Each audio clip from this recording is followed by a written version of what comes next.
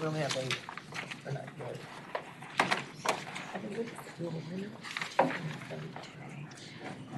Has joined the conference. I think like if you're taking testimony, you can start as a sub. So now. Who's Corey? And I there's, grad. and there's Meeker. Okay, we're good. Around the table to activate your microphones. There's a tab at the base of the microphone which has the word push on it. And if you'd like to speak, please be certain to be mic'd so that those on the phone and in the room can hear by doing that. We'll get started. Welcome everyone to the third meeting of the State Bar Stakeholders Working Group studying the Legal Services Trust Fund Commission. In advance, I'd like to apologize that the list of issues we'd like to discuss this morning got distributed so late, but I hope some of you have had a chance to take a look at it and will inform us this morning with your comments. We will start by taking roll, and Debbie and I have some opening remarks. Okay, and I apologize because this is roster not in alphabetical order, so I won't be taking roll in alphabetical order. Reines. Here. Manning. Here. Friedman. Here. Schreiber. Here. Seligman.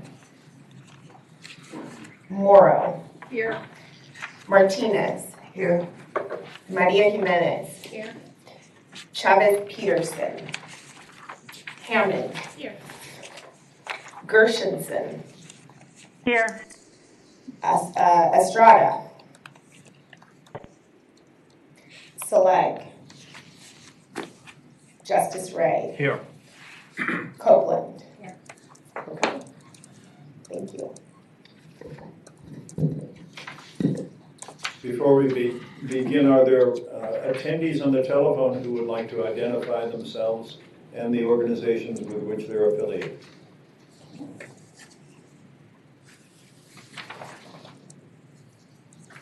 Laura Holtzman with the Alliance for Children's Rights.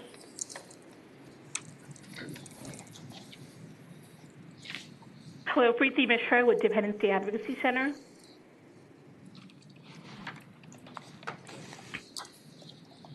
Legal Outreach.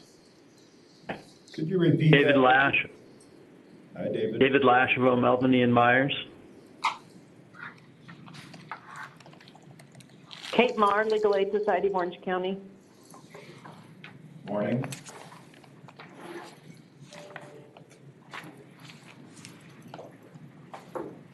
Any others on the phone?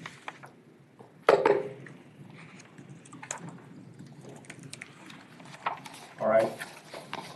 This morning's procedure will begin in a few minutes. Hopefully those of you who are present and those of you who are on the phone will have an opportunity to present your thoughts this morning. The chairs have tried to provide you with areas of interest that the working group needs to focus on in our handout that went out Friday night.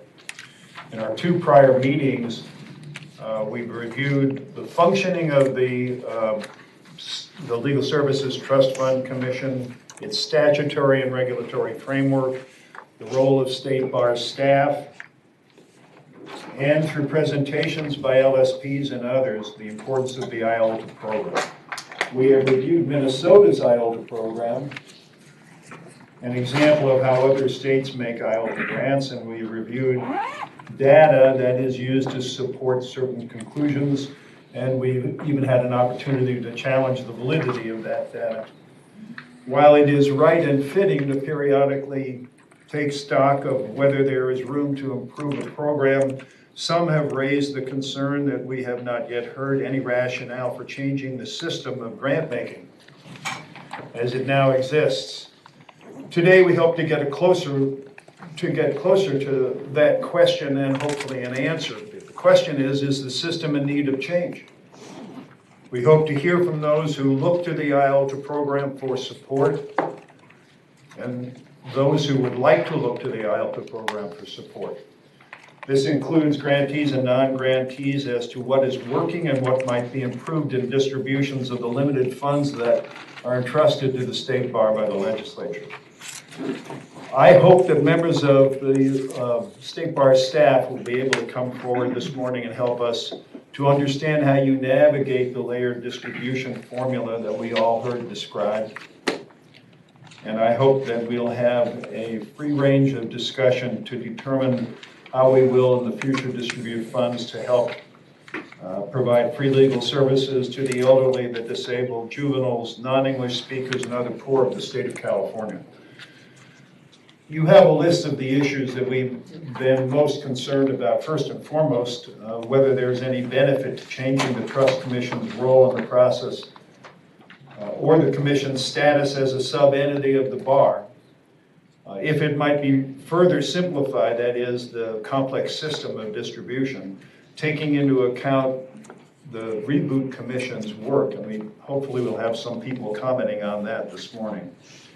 Whether there are benefits to adjusting the discretion in IOLTA grant making, if more or different clients ought to be served, whether the administrative expenses that are now incurred might be trimmed in some way without diminishing the State Bar's oversight responsibilities, how to determine who is being served and who isn't, and what period of time ought we to use to measure that, whether IOLTA funds are truly being used for the purpose intended of increasing access to justice.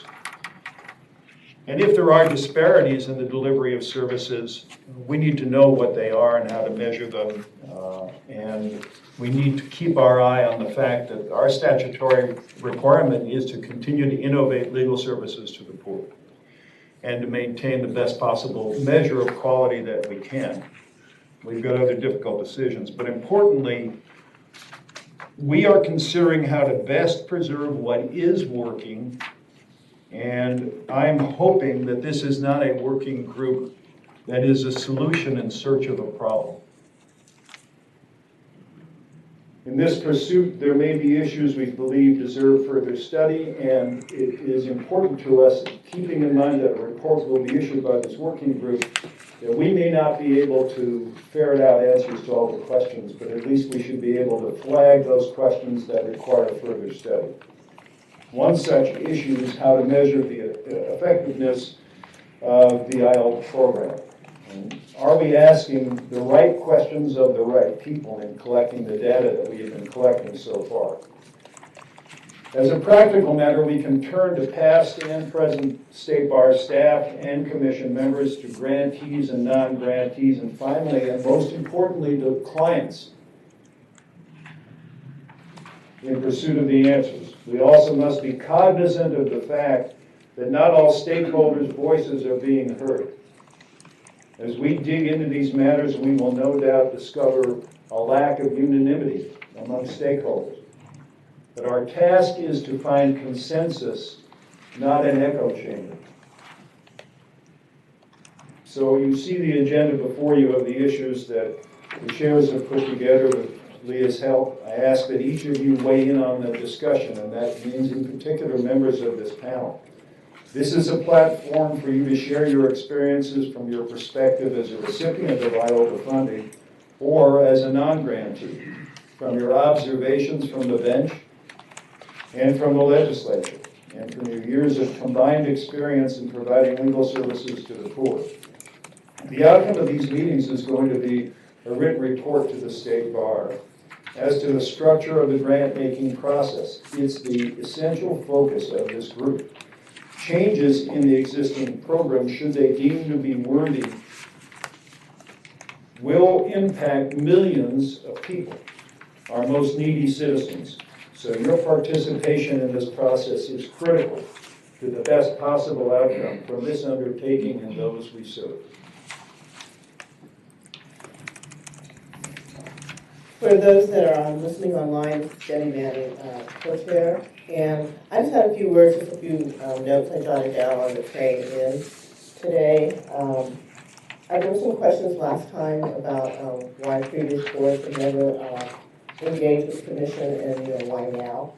You know, it's a new board, it's a new structure. The board is structured very differently now, and there's more of a concern and need to get our handle around what is the state body of states, okay? Attending commission meetings only give you a snapshot of what it is the commission does at any particular time.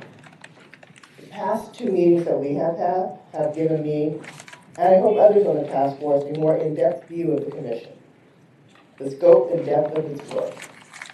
The work of the program has been illuminated in a way that can't be conveyed in a briefing. What is clear to me is that the intense passion and pride for the work done by the commission and by the people who run the program. I look forward to today's discussion. I hope everyone takes a look at what we sent out and responds to the claim, to the request to have something more concrete to respond to. And that's what we were trying to do. And it did take a while. Unfortunately, it was a holiday in there, and that kind of throws things off. So I'm sorry that it was late. We apologize for that.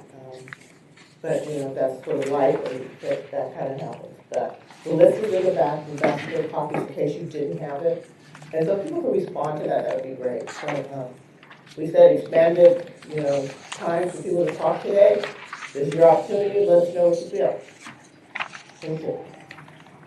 We're going to give each speaker 5 minutes. There's a sign up in the back. We already have the first part of the sign up here. So there's a sign up in the back. And I believe there's probably people on the phone call who would like to also speak, and we will get them with them in at some point. So, you want to go ahead and Has start? left the conference. We will start with Tony Hotel, So, where do I go? right here in front, Okay. right there in the middle there. Be sure to press the button. I'll be pressing for you. So you have 5 minutes. Okay, I'm sure I won't need all 5 minutes. My name is Tony Chicotel. I'm a staff attorney with California Advocates for Nursing Home Reform. We're a nonprofit organization that advocates for people in long-term care facilities primarily. We take calls from consumers all around the state and their family members. We also, most of my work is funded by the Equal Access Grant. We're a support center for the legal services programs. We don't do any direct legal services, but we do talk to consumers every day.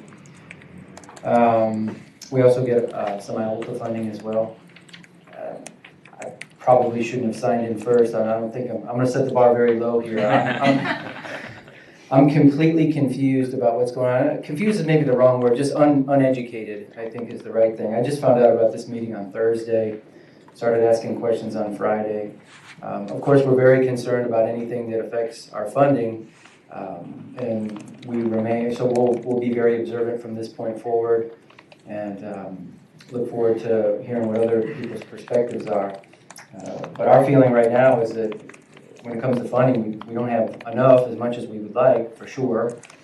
We probably talk to, via phone calls and emails, 25 to 50 consumers a day with long-term care issues, and for us, we see the problems getting worse and worse and worse at a particularly bad time as the population continues to age.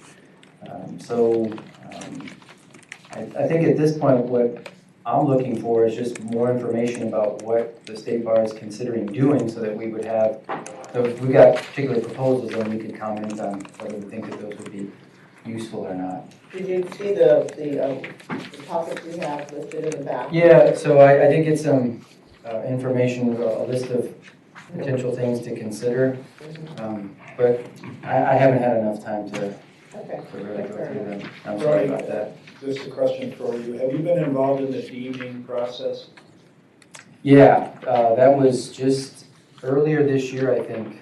Canner had to go through the deeming process. That's where the legal services organizations kind of vote. They literally vote, right, on whether they like your services. Yeah, I was partially involved in that. I'm not in the management level at Canner. I'm a staff attorney. I do more of the frontline policy stuff and talking to consumers and litigation related things. But we were part of the deeming process. We teamed up with a couple organizations, and we set out, we called the organizations that we talked to and worked with and said, hey, it's critical that you vote, because if they don't vote, it was considered a no, and that was a little worrisome. So it's hard to make, legal services organizations are very busy. It's hard for them to set aside the time to do the vote, but they did, and we were deemed. Kim Savage. Has joined the conference. Any follow-up questions about deeming? I don't know too much about it. I just know that we had to do the grassroots, get out the vote kind of thing. And you do that every year? I think it's every other year? Every 3 years. Every 3 years, okay, yeah. Rich would tell me, forgive me if this is turning out of turn, but since deeming is one of the issues identified, teed up for the discussion topics, and specifically the distinction between grandfathered and non-grandfathered support centers, would you like to have Juan just very quickly explain that, or do you want to wait until public comment is done? I think having Duan explain it might be useful to some of the folks that are new to that process. So according to the ILTA statute, programs not in existence before 1980 have to be deemed. So our office administers a deeming process every 3 years for those programs, and it's roughly half of the 22 support centers. In order to be deemed, programs, we administer the voting process, and we send out ballots during the ILTA application process to all the QSPs, and they have to affirmatively vote yes. So more than 50% of the QSPs have to vote yes in order for a program to be deemed. And if they fail to be deemed, then they are not funded. Yes, that's correct. And then half of the programs, there's no deeming process at all? Yes, because they came into the program, they were already in existence before. But the statute provides explicitly that if they're in existence before 1980, then they don't have to be deemed. Thank you, Tony. Thank you. Very much. Amy Fitzpatrick. Good morning. I'm the CEO of San Diego Volunteer Lawyer Program. I can't hear you. Amy, there's a button there. Is that on now? Yes, ma'am. Thank you. Good morning. I'm the CEO of San Diego Volunteer Lawyer Program, and I don't need 5 minutes, but I just have a few points. The speed of this process has been both puzzling and concerning to many of us. Talking about something that has been in place for 30 years is needed, and I don't think anyone who delivers legal services questions that looking at it again is important. But it does not seem the process has been as transparent as other things that we do, and I wanted to express my hope that this will slow down and it can be looked at more deeply. Secondly, all of us who deliver legal services to the poor believe in change. I don't think any of us who've spent any time in this have programs that look the same they did 5 or 10 years ago, in some cases last year. So none of us are opposed to change. We believe in change. We need change is necessary, and we're not afraid of it either. Thirdly, part of the discussion has been about whether more services could be delivered by other providers. And I think that just gets to the root of the problem that there's just not enough funding. And shifting funds around to serve other poor people does not seem to be a very effective way to be dealing with it. And lastly, I just appreciate you giving us the time today to bring up these points and to maybe look at them more deeply. Thank you very much. Thank you.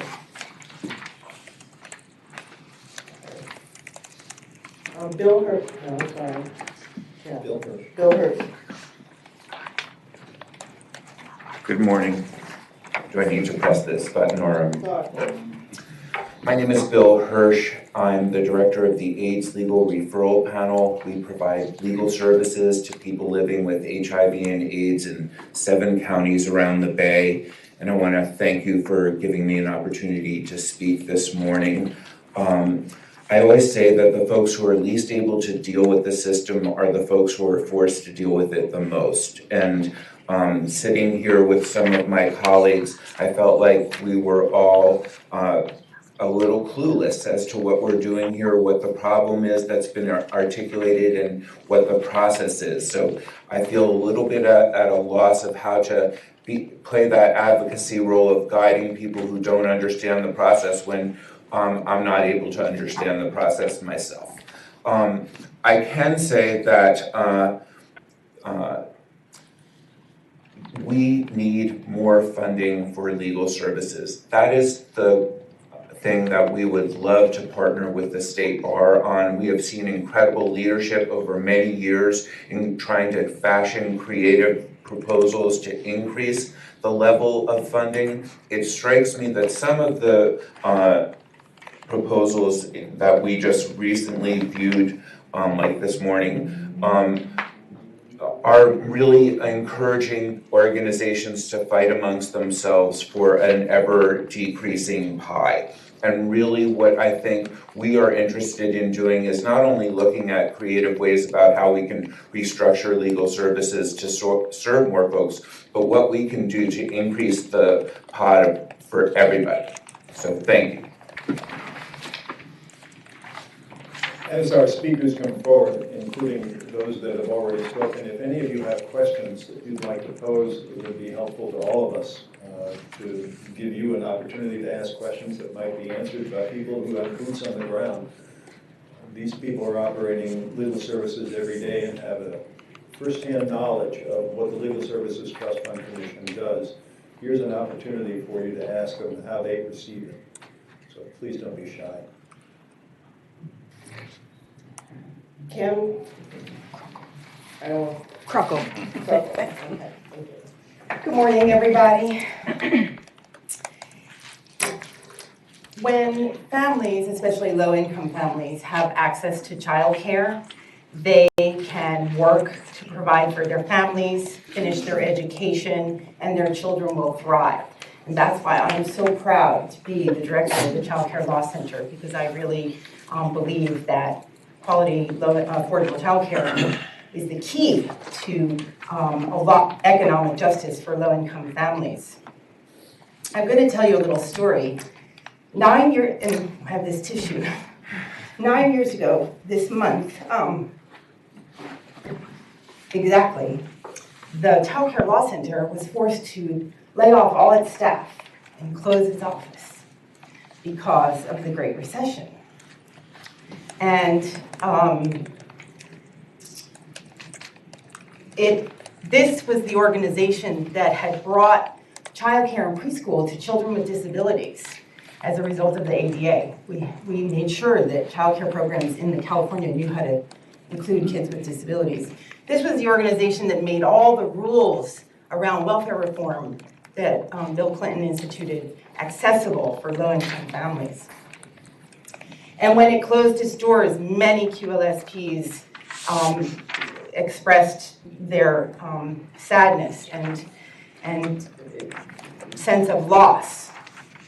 9 months later, our governor used his veto power to eliminate a child care program that helped 55,000 families get child care each year. When Governor Schwarzenegger eliminated that program, it instantly caused all of those parents to go out of work. Where was the Child Care Law Center? It had closed 9 months earlier. Well, thanks to the stability of IOLTA and EAF funds, we still had one part-time attorney on our staff. And we were able to step in with the help of our QLSP and Support Center partners. I won't name them all, but many of you know who you are in this room. We were able to step in and take legal action and block Governor Schwarzenegger's, you can't stop a veto, obviously, but we were able to block the program from being stopped. And so I just wanted to offer this example of how the stability and reliability of IOLTA funding has helped organizations stay afloat. And in the 9 years since then, the Law Center has slowly, and successfully built its way back. We've changed more than a dozen laws and regulations since then that have allowed parents to finish their education, keep their job, ensure that children are thriving and ready for school. helped low-income childcare providers establish their businesses in their communities. That's something we were working on already when the bank grants became available. That was a perfect opportunity for us to leverage work that we had already been doing. And we have changed laws in more than 20 towns that are now about to have changed a state law so that more communities can foster childcare. So I really want to take a moment there to thank the IOLTA and EAF funds and the Legal Services Trust Fund staff and commission and our QLSP partners and support center partners for standing by us and asserting the need for our services. I thought I was going to cry, but I made it through that part. Okay. So I want to just take one moment to, I hope I've made my point there, but to say in terms of addressing some of the prompts that we got late on Friday, this is a group of people that care passionately about serving its clients. So we want more innovation. We do innovation. Some examples include the Justice Bus, the Executive Fellowship Program that trains our executives, the Pro Bono Conference that's held every year, the Center for Culture, Equitable, and Inclusion in Law, CECL, organized by the East Bay Community Law Center, which is bringing us all way forward into more equitable services and practices. I mean, the list of innovative things goes on and on. In terms of evaluation, we all worked very hard over the last 6-7 years to develop a plan for evaluating our services a little bit better and tracking them. And we all engage in that, but are willing and eager to do more.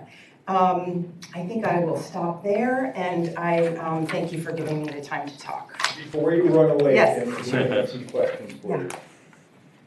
I have a few. Okay. Justice Ray? Go ahead. Kim, how do your clients come to you? What sort of screening process do you use? What's the source of referral? Thank you. I should have clarified that the Child Care Law Center is a support center. So most of our clients come to us through the QLSPs. If a client presents at a QLSP with a problem about child care, the QLSP calls us. That's primarily the way. We also do have an email information and referral system, and a lot of the clients that come to us on the bank grant program come that way. You raised an interesting point about what happened to you 9 years ago. And for those of us who didn't have a chance to look at the numbers at our last meeting, it should be noted that IOLTA funding in 2008 amounted to the amount of distributions that were made, amounted to $15,543,000 according to this information. And by 2014, that number had dropped to $4,808,000. A huge drop. And one of the things that has been discussed here at prior sessions has been the notion that perhaps we could make 3-year grants. What has always concerned me about it, because I've been in the grant-making business for over 30 years, is what happened to us in that period of time. Has joined the conference. Had we made 3-year grants, we might not have been able to meet those commitments. Has left the conference. So I'm curious as to your view of the notion of how your life would change in this professional capacity were we making 3-year grants as opposed to annual grants. Rich, I just want to clarify, the very small grant in 2014 is actually because that year we only did 6 months of grants, and switching from a fiscal year to calendar year. So the actual true load that we did dip to was 9.6 million. 9.6 as compared to 15.5 Correct. million. It's still dismal, but not as bad as going down to 4.8. Thank you. Selena, that was Selena for those of you on the phone. Thank you for that correction. The point I'm making is that the interest rates that are payable on these accounts varies in ways we can't predict. And I'm wondering if we were able to make longer-term grants, how it would impact your particular organization. Well, I guess thank you for that question. I guess the first thing that comes to my mind is that if the interest rate were to go up in that intervening 3 years and the grant had been set at the lower rate, we wouldn't be benefiting from the rise in interest rates. Similarly, we've been successful in working with our legislators to educate them about how important our programs are, and the EAF funding has gone up as well. So I guess my first concern would be to not have us be harmed in any way by a 3-year grant if the legislature granted more funds or if the interest rates went up. The yearly application is not really that much of a burden. Even to a small program like mine. There's, there's some paperwork to fill out, there's financial reporting forms, but overall, I mean, I don't want to be put on the spot, but I don't find the annual system that burdensome. Now, if it had been a 3-year grant during that time when we had to close, maybe that's what you're asking. I suppose that if it was sort of giving us some security and stability, but to tell you the truth, we already had security and stability. We knew we were still going to get a small pot of funding from IOLTA in 2011, 2012, 2013. We were not able to actually leverage that with any banks. We could not go to any foundations or even the organizations that act as fiscal sponsors and saying, we know we have this money we can rely on every year. Could you give us a bridge loan, or could you float us, or could you give us a line of credit? None of that was successful for us in 2009. So I don't know that a 3-year grant would have been any more helpful in that instance than a 1-year grant. Thanks very much. Any other Before questions? I had a question. We've been listening to the various projects like yours come forward, and thank you very much for coming forward with that explanation of your needs and your experience. I haven't heard from any of the projects that have come forward that I have not felt sympathetic towards. I mean, if it were left to me to issue checks, I would have issued large checks to everyone. But obviously, as someone has already said, there's just not enough money to go around. And I think most of the people who have spoken here have come here, and so I'm sort of sympathetic to Mr. Hirsch when he came up and said, we just don't know what's going on. It's like, I mean, there seems to be a little bit of a sense of panic, like the funding, you're going to lose funding.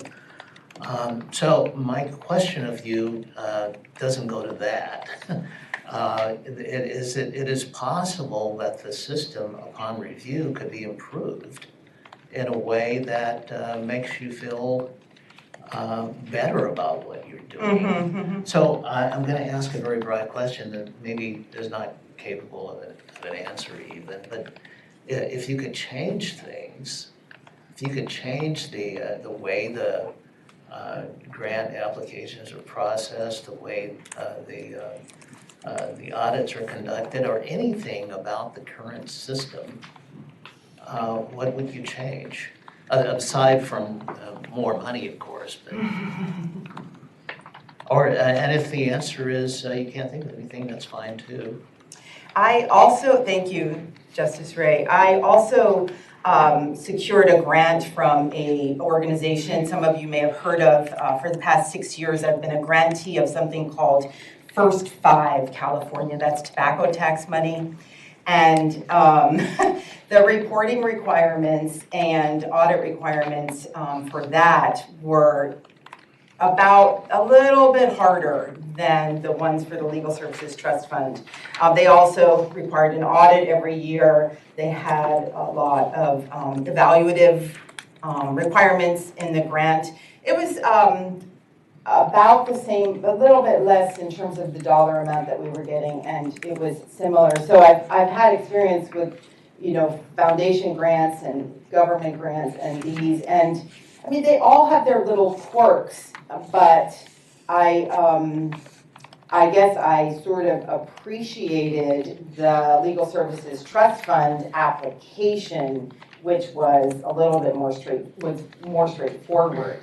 It's hard when you're doing, so remember there's support centers and you're doing policy advocacy work. You're not providing direct legal services. So it's a lot harder to always see what your outcome, predict what your outcomes will be. It's also harder to evaluate. There's actually a whole different system that we use to evaluate impact litigation and policy advocacy work.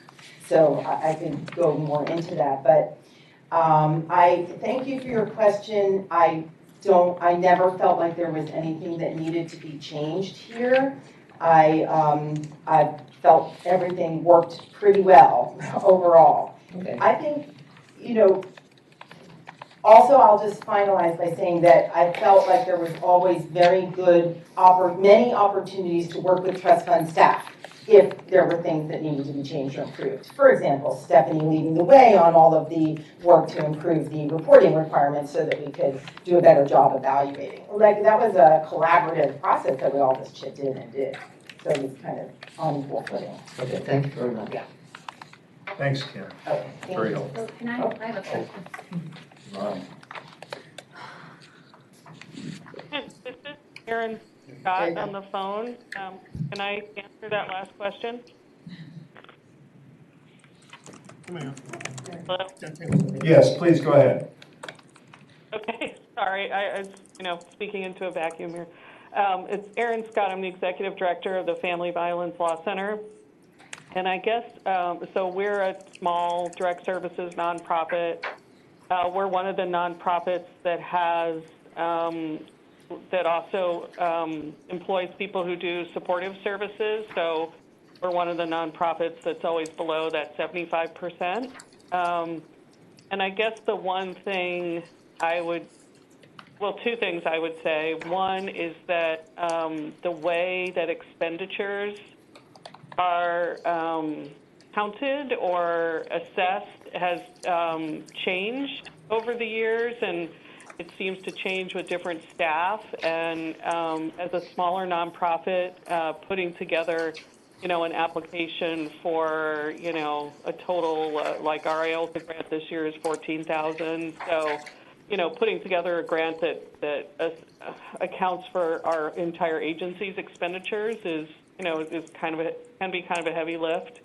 And so it would be helpful to have consistency in the instructions over the years. And then that whole question of when you are below the 75%, and, a lot of us are doing that as an innovative way of assisting people who are experiencing significant trauma, having supportive services, non-legal services, along with the legal services, because we found that the outcomes are more successful for our clients. But then also having, I don't know if there's a way to have a more predictable, sort of consistent way of, kind of assessing whether or not we still qualify. I mean, over the years, we've sort of figured out the tricks and the workarounds and have some good idea of how to predict whether we're still going to qualify from year to year, but it's a nail biter. And again, for the amount of money, it's a lot of work and a lot of Kim stress, Savage I think, for the smaller. has left the conference. And I also, I mentioned our IOLTA amount. I mean, I do want to be clear that we have a bank grant, we have a partnership grant, obviously an EAF grant.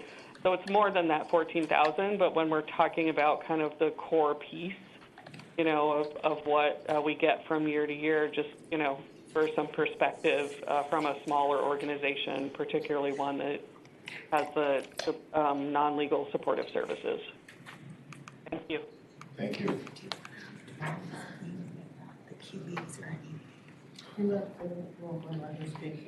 Yvonne? I have a question.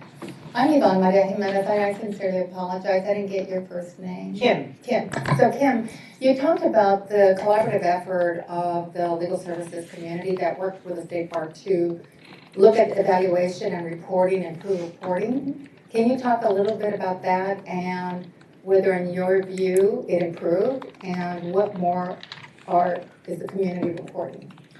Sure. I'm sure there are people who can do that much better than I, but I did start out, and other people can chime in as their turns arise. We spent about a variety of program representatives spent about 2 years looking at and detailing out the services that we provide, who they are served to, who the client is, and what the potential outcome is, and whether or not there is a monetary economic outcome of that legal service. We developed a long list, it's probably got 60 items on it, of outcomes and measurements, and those were then coded into our sort of a form that we enter the information into, and the staff is using it right now to create a really comprehensive annual report each year showing the impact that legal services is making in a wide variety. I know you know the areas: domestic violence, eviction prevention, keeping children in school, helping people with disabilities, veterans, etc. So that was it in a nutshell. I think there were meetings probably every 3 weeks or so for about 2 years. People would come in person or on the phone. There's a lot of people either in this room or on the call who spent more time on it than I, but people put in a lot of effort and thought into, okay, if we don't really defend a person in an eviction, but we give them the resources so that they can at least go back to their landlord, how do we count that? Oh, if we go to court with them and we do keep them in their housing, how do we calculate the economic benefit of that? And we mapped all of that out. And so I hope that gives a little bit of insight into the Thank you. Has left the conference. Professor Meager? Yeah, this is Jim Meeker. I just want to, for the record, Kim, that was the reboot committee? Right. Right, okay, so we know what the name of it was. Yes. I just to be clear on this, you provide the Legal Services Trust Fund Commission with a narrative report each year, correct? Yes, we are given questions to answer. When we submit the application, we provide our goals and our objectives. We have to provide those in qualitative and quantitative form. So this is for a support center. So both the numbers, how many workshops will you provide, how many lawyers will you train, etc. And then also the quantifying, what kind of policy objectives do you hope to achieve? A year later, when we submit the application for the next year, we report on the goals and objectives for the previous year. So that includes a narrative, including cases that we worked on. Then in addition to that, we use the direct benefits form that I explained a few minutes ago. As a support center, we use that only for the bank grant funding. It's not really applicable to for support centers for reporting. Can I ask a question? How is that information, and this is really, I guess, maybe for staff or Dawn, how is the information that the support centers provide in terms of goals and objectives, number of services provided, how is that used to determine whether or not a support center will be funded or how much funding they will receive, if at all?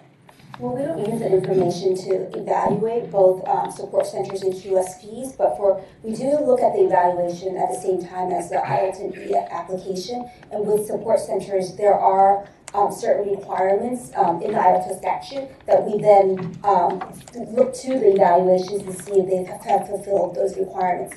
For example, support centers have to provide statewide support services, and our rules and guidelines have further defined that to be 5 of 7 state bar districts. So we look at the evaluations to see if they have provided services in 5 of those 7 kind of districts. 2 publications. 2 publications. Support centers also have to provide at least 10 significant support services. That's reported both in the application and in evaluations. So there is some cross-referencing, but we don't use the evaluations determine award allocations. We do there are eligibility threshold questions. So presumably the support center didn't provide support services, at least 10 significant support services or statewide services. It would be elevated to the commission for further review. And they also have to submit an audit like QSPs. But each support center receives the same amount of funding, correct? Yes, that's correct. Can I chime in there in case there's any question about that? Because that is a good point. Each support center gets the same amount of funding. Now, I wasn't around, is Mike here? I have not been around that long. I've only been here since 2012. But the premise for, I think, for the support centers getting an equal amount is that we are the backbone doing the change making to make the laws better for the QLSPs, as well as serving as a resource for them because they're doing triage, right? The QLSPs are getting every question in the world on the phone and in their office every single day, so they don't always have all the time to go research the intricacies of Section 8 housing law or CalWORK's childcare law, et cetera, et cetera. So they can come to organizations like ours, just call us or email us directly and say, oh, I have this client, they have this problem. So that's the theory behind giving the support centers an equal amount. Not only are we answering the lawyers' questions so they can do their job every day, giving them the manuals and the handbooks and that go-to material, but we're also doing the change making at the state level so that the laws are better for our clients in the first place or in the long run. Thanks very much, Kim. Okay. Get off the hot seat now. Okay.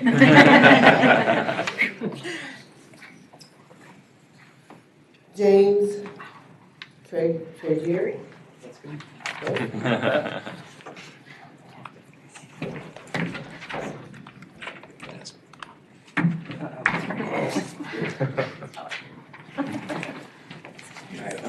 Is that chair? Yeah, that's right.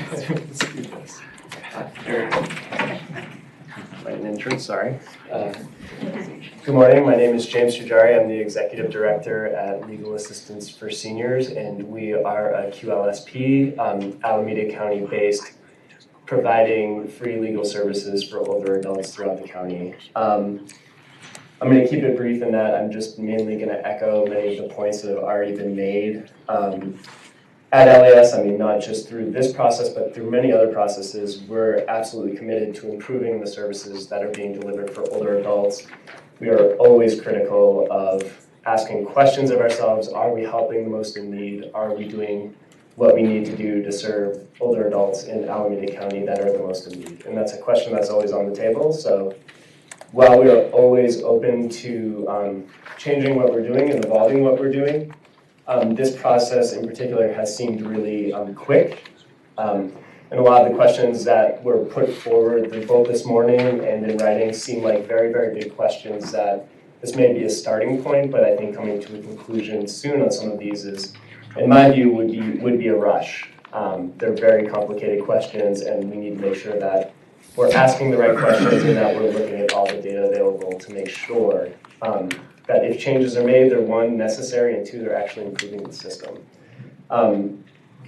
IOLTA funding is, I think has been previously articulated, is limited funding, but it is stable.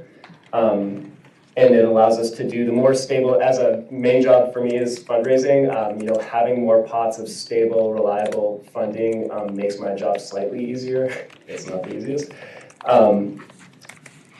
And it really seems like with the limited amount we're talking about potentially switching populations or evaluating or cutting it up different ways doesn't seem like a really productive use of time given how limited the funding really is. And what, although we're very thankful for it and we appreciate it, it really, in the course of things, is a very small amount of money. And I think it would be better served in figuring out ways to maybe do some streamlining and find ways to increase funding that we desperately need. I know in particular serving older adults is not getting any easier. The numbers that I'm sure you're all aware of, we have a very tall task ahead of us, and so for me, this seems like when we get into conversations that aren't about increasing funding or doing more, it really strikes me as counterproductive given the need that's going to be on the table. That's already present and is only going to be growing in the future. That's all I have, and if there's any questions. Jen? Yeah, James, I have two questions for you. One is, do your clients qualify merely by age, or is it age and income? And two, do you have, or do you keep track of the information on the clients that come to you for help that you can't serve, that you have to turn away, either because of lack of resources or because of changes in priorities? So to the first question, they qualify right now as to age, but we do keep track of income, and the vast majority of clients we serve would qualify under income. I would say that I did see that one of the proposals was possibly removing age as a qualifying factor, and that makes me very, very nervous. The data we all look at is that for older adults, any changes tend to be significantly more impactful on their health, on their well-being, on their outcomes. And so although the vast majority of my clients would qualify under income, it makes me very nervous that we would all of a sudden put that layer on top of it. And we do keep track of clients returning away in terms of issue areas, and in terms of where we're sending them. So we do try to keep track of clients in terms of if there's issues that are coming up from the general public that we're not covering, that are coming up as trends. And we do that both with clients and with our community partners, trying to keep track of if there's areas of law, if there's ways we're practicing, that we're missing something that is becoming an emerging issue. For our older adults, for example, housing recently, there's a huge Bay Area crisis. And we have really identified through our clients and working with others in this room and other providers that there is an older adult specific need for housing services that needs that lens. And so we have responded. We found foundation funding, and we're cobbling together to get attorneys in place to address specifically older adults in this housing crisis. And do you keep track of the age, or not the age, the race, ethnicity, or Absolutely. gender for those that are turned away? Yeah, so I think like a lot of other funders, we have a lot of government contracts, we have a lot of foundation contracts, so reporting or tweaking reporting on the process we went through to modify the reports that we're giving is not an issue for us. We work heavily in access databases, we're used to reporting, we keep track of lots and lots of data. I mean, I think the question is how to pull it and make sense of it, I think is a valid one, but in terms of tracking everything, I mean, down to almost anything you can think of, we're currently tracking and actively track. Thank you. James, how do your clients get you?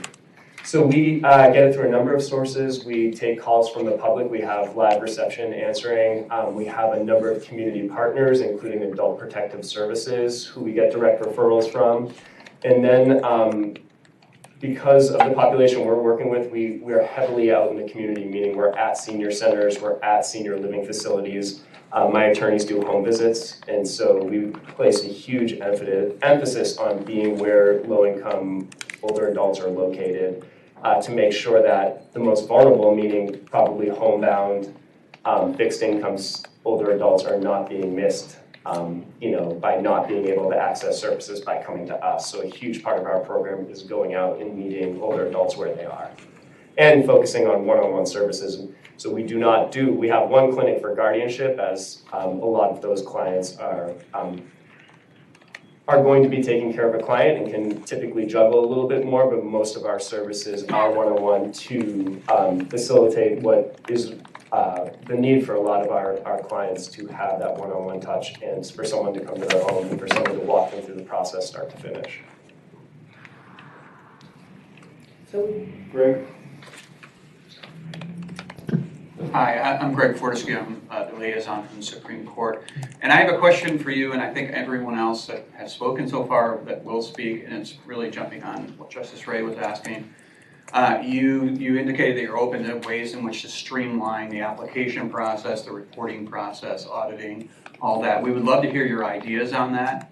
And even more specifically, if you can, give us an estimate of the number of staff hours that are spent each year going through application process, reporting, auditing, all that, or staff dollars, because that's one of the things that this group is hoping to look at as a way of freeing up some money within the organizations to provide direct services or direct services to the service providers at your support center. I think I'm going to do the classic attorney thing and slightly sidestep, but hopefully answer your question. So I think we're balancing two needs here. I would actually agree with the previous comment that in my experience, and I've been the executive director, I think, 4.5 years, so not forever, but that this application and this reporting process is actually, I'd say, one of the more streamlined and easier for us to get through. So I can't give you an exact hour, but I would say for time intensity and for the amount of staff time it takes to go in, this is not one of our harder grants to implement. And so in terms of that, and I have actually found Legal Services Trust Fund staff to be really easy to work with, collaborative, have good ideas, really are willing to any conversations. We're also a provider who has, we're our county's health insurance counseling and advocacy program provider, so there is a large chunk of what we do that does not qualify as part of our expenditures. And the staff has always been willing to work through us and figure out percentages. It always feels like a conversation and never feeling like we're in the dark there. So I think that answers. So I actually don't know a ton of improvements. The tricky part though is that you need to gather data. You need to put that staff time in to do the evaluation we're talking about, to understand, are we missing pieces? Are we looking at the right things? So I feel like it's kind of a juggling act or a balancing in terms of, I do think although it takes staff time, I think the questions are really, really important to make sure that we're serving the most in need, that I'm covering what I need to be covering. So I feel like we have a pretty good balance is where I would leave it, and that I don't feel like we're overly invested, or it's not like, certain grants come up at a certain time of year and it's like, oh, it's that time again, oh, this is gonna be tough. This is not one of those grants for us. Has left the conference. Okay, thank you. Thank you. While you wait for the next speaker, I just want to push back a little bit on Greg's comment that one of our things we should be looking at is ways to save administrative dollars. I feel like that's outside the scope of some of our conversations. I simply feel that some of the changes that can be made are at the staff level, and we don't have enough information to make some of those recommendations. I know, for example, the e-signature recently went out, and I know that's going to be a huge savings for programs and for administrative time on programs and to collect wet signatures. But I don't know that that's something that we would have thought about and realized the impact on programs. So although it's an interesting thought experiment, I'm just not sure that's something that I feel that I have enough information to make part of a report. Just to dovetail into that, Selena, for a second, am I correct in looking at the data we received last meeting that says that G&A expenses amount to about 6.7% of grants?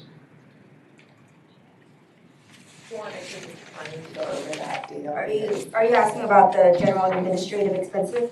Yeah. Yeah, I think when we ran them, it was about 5 or 6%, depending on year to year. And that is 6% of total IOLTA monies, EAF monies, bank grants? I don't have, I need to do the math, but I believe that was their total revenue, is it 5 or 6%? It isn't a percentage of... It's not in a percentage form. I can get you the percentage form, maybe. No, there is a percentage here, but I'm just Oh, are you looking at the confused as to same? whether it's a percentage of the total collected or the total grant. I'm sorry, what line item are you looking at?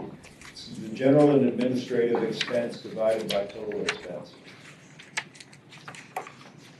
Grants are considered an expense. State farm costs, not the admin overhead programs. Correct. Okay. All right, let's move on to our next speaker, and we'll get to Dwan in perhaps more detail on these issues as we go through this. Tila? Tila, if you'll help us with your name and your organization, please. Of course. Hello, everybody. My name is Tila Chalmers, and I'm the CEO of the Alameda County Bar Association Volunteer Legal Services Corporation, which mercifully is getting a new name in December that's much shorter. And I appreciate the opportunity to address the working group today. It's been said in this meeting and at other meetings that this is a solution in search of a problem, and I would echo that sentiment. I feel like we've heard a lot of reasons why we're here. First, it was a governance crisis. Then now that's not been mentioned. Then it was a problem that too many organizations have received funding over a long period of time. But then others have pointed out that that's actually, for those of you in the nonprofit world, a plus as opposed to a negative. Then we heard some confusing information with some incomplete data. Could the statute improve? Absolutely, in the sense that everything could improve. And there's actually nothing I'd like better than trying to improve as many things as possible. But I think where we need state bar leadership and where the time of this committee, which is not insignificant, could be better focused, is in providing some real leadership around trying to narrow the justice gap. And I have a number of ideas where that could happen. There could be, as in other states and as in previous iterations of the state bar, efforts to really build up the pot of funding. That's where that reboot process was actually headed and what the whole point of it was. There's also been efforts in the past with the State Bar very productively to bring us together and build a strategic plan for the future, to answer questions and work on joint projects involving veterans, the homeless, rural legal aid, disaster responses. These are areas where I think the State Bar could be very powerful as a leader, and we would really welcome the State Bar's involvement on those issues. In our political and governmental world of today, we've seen a number of times when there's been a solution out there in search of a problem. And I feel like what we've learned from that situation is that it's really important to step back from all the different problems being thrown up that could be related to the solution and ask what the real issue is. It's not to say that there's evil afoot or there's bad people, but just to say that it's really important to understand and continue to ask what is the real agenda here. Otherwise, you just sort of end up flailing and trying to come up with solutions without being clear what answer you're addressing. It's a little bit like playing whack-a-mole. But my sense is that many of you, maybe even all of you, are interested in getting more involved in narrowing the justice gap and in improving legal aid, and I'm totally thrilled. For those of you not already here, welcome to our world. Come on down, as they say. I am, and others here, I'm sure, happy to point you to issues that we have been grappling with, that we would love your help with. Those could include, are there areas where we can provide services to everyone in need? That was an effort started with the Shriver projects. San Francisco is launching a terrifically exciting program about that now to help every single person facing eviction. There are lots of interesting things being done nationally with that work. We'd love to have you engaged in that, using technology to work to extend more services to rural communities. There's a recent study that I pointed out that many people don't see their issues as legal at all, and trying to come up with ways that we can address that problem so that people come to us in the first place. You asked us about values, or you're going to be talking about what values should inform the IOLTA and EAF programs, and I would suggest that the values you might want to bring to whatever work you do are to use some of the best practices in engaging in this kind of bigger work. And that would include making sure that you work with people who are experts in the field. The State Bar has really a tremendous access, starting with the Legal Trust Fund Commission, nationally and across the state, tons of experts doing this. There's nothing more embarrassing in my personal experience than coming up with a plan and a solution and then discovering that people have tried it and it didn't work, or it's actually not what the big pressing problem is. Or there are unintended consequences. And also to make sure you have complete data, right? We see lots of examples of people who need data and don't have it or have incomplete data.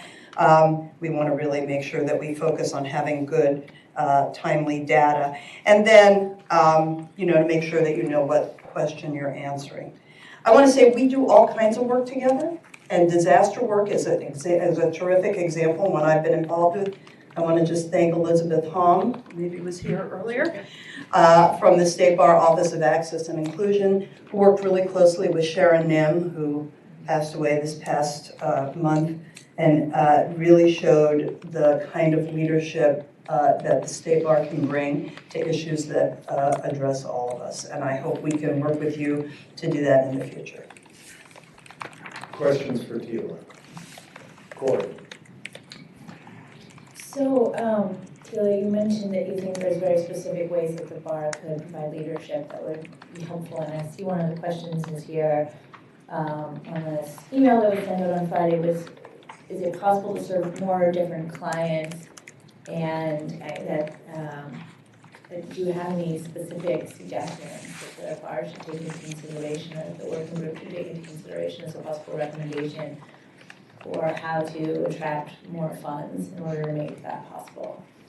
I do. I mean, I think that, as was mentioned with the reboot process, Stephanie was in the process of building a real argument, and other states have really taken the leadership in this, including, oddly, Florida, for example. I mean, states you wouldn't expect, no dissing Florida. But, to really make the case, because the State Bar is has data, it has the power to collect more data, and can really make the case. And can also provide potential funders with a central place where funding could go. So instead of each of us making the argument to national funders why our work is important, if the State Bar makes the argument that legal services saves government's money, for example, which is a very powerful argument, it's been used very successfully, that argument can be made more credibly from one entity. So it's not just Tila looking for money from my little program in Oakland. It's the State Bar pointing out a governmental benefit. That's one example of how it would be very powerful.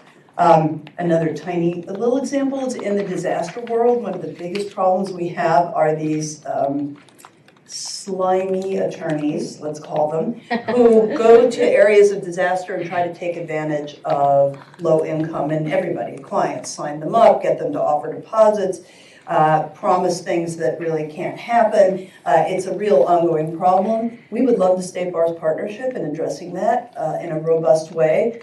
And again, I think that's a thing where the State Bar could be more powerful than Tila and Oakland speaking of.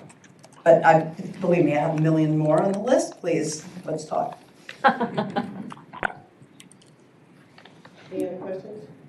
Just I had. Am I up? Go ahead. I'm not a member, I'm not a State Bar person here. So, and I gathered there from the tenor of your comments that you have some issues with the State Bar and the priorities they've chosen to establish. And you have some questions as to whether or not this whole enterprise is worthwhile or not. And I don't have the benefit of your experience in this area, so, and maybe if I did, I would feel the same way that you do. But I don't, and I thought of this as simply an effort to review a program of long-standing that hasn't been reviewed in a while, and to ask those who are involved in it for their thoughts on how it might be improved. And certainly everyone agrees that a vast improvement would be an increase in the amount of money that's devoted to legal services. So I assume that at the very least you would agree that that to the extent that we're able to develop a strategy for addressing that might be a productive use of our time. I just wondered if there might be some other areas that, since we're sort of committed to this course of work, I think we have two more meetings, how our time can be productively spent. There's been, and I'll just mention one other, which there's not been a mention at this meeting, of what about the dispersal of services and the ensuring that all ethnic groups are adequately, the legal needs of all ethnic groups are adequately addressed. And I was just looking on my way here at, some statistics I have the hardest time. This is some of the materials we provide. A little light reading. A little light reading. So But it does seem that, at least with respect to the Hispanic population, there's a disparity. And although I would appreciate that the experts can quibble over whether the data actually support that, but to the extent that there is that sort of disparity, isn't that also an issue that's worth addressing and spending some time on, and maybe coming up with some solutions, or maybe not a solution, but an approach to addressing that? Would that be worthwhile? Boy, there's a lot of questions in there. Let me try to go in reverse. So, would it be worthwhile to address it if there's any disparities in what ethnic groups are being served? I would say yes. I would be really careful about how I looked at that data, and I know you've mentioned that there's quibbling about it. If you looked at that data, what you might say is, gee, we're serving too many African American clients, or we're serving too many women, because both of those are higher than the poverty population. I would not rush to say that. I'd be very hesitant to say that. And so I'd want to have a much more nuanced conversation, both about the deficiencies of the data, and I know Professor Meeker's spoken on that, but also a more careful look at what unintended consequences are of marching down that path. What I would say is that some of what we need to address in that question is how we measure client impact. And so I think that we are all, I am happy to discuss whether we should be changing the categories of data that we collect to be more effective. I think that's a discussion that we can have, and we can have that discussion without reopening the statute, right? We can just talk about whether we expand the number of categories so we get some better information. I think having a conversation, continuing our conversations about extending more services into rural communities. It's not so much about putting more money maybe into them, but trying to figure out how to get more urban resources deployed in rural counties, and that is I believe, some of the issue of Hispanics being served in California is places where there just aren't any lawyers, and we have to figure out how to get services to those communities. Well, I'm accepting the notion that nuance and some degree of circumspection shouldn't necessarily be a part of the approach that's used in the conversation that takes place. My question, and understanding that, my question is not whether we should not appreciate the nuance and be circumspect, but whether it's worth having the conversation at all. When I was asked to be a part of this, I thought and learned about this issue, it just struck me as an issue that's worth discussing. How we come out on it, I don't know. I'm not, but beyond that, it just seems to me there are some issues that are worth talking about, and it shouldn't be a terrible thing that we're having that conversation now, and we'll have over 2 more meetings, and then it'll all be over. That's a great point, Justice Ray, because I think if you all are hearing us saying that we don't want to talk about racial disparities or service to different ethnic groups, then we're not doing a good job of communicating. Because that's the thing. I didn't say that. I'm certainly, no, let me correct you on that. All right, no, I know you, that's not the point. The point is, are there issues, that being one of them, and perhaps others that warrant some discussion at this time? And shouldn't you be a part of that discussion? That's all. Yes, and I would love to be a part of that discussion. I do think that is a deeper, longer discussion that can't happen at this meeting and 2 more meetings and then be resolved.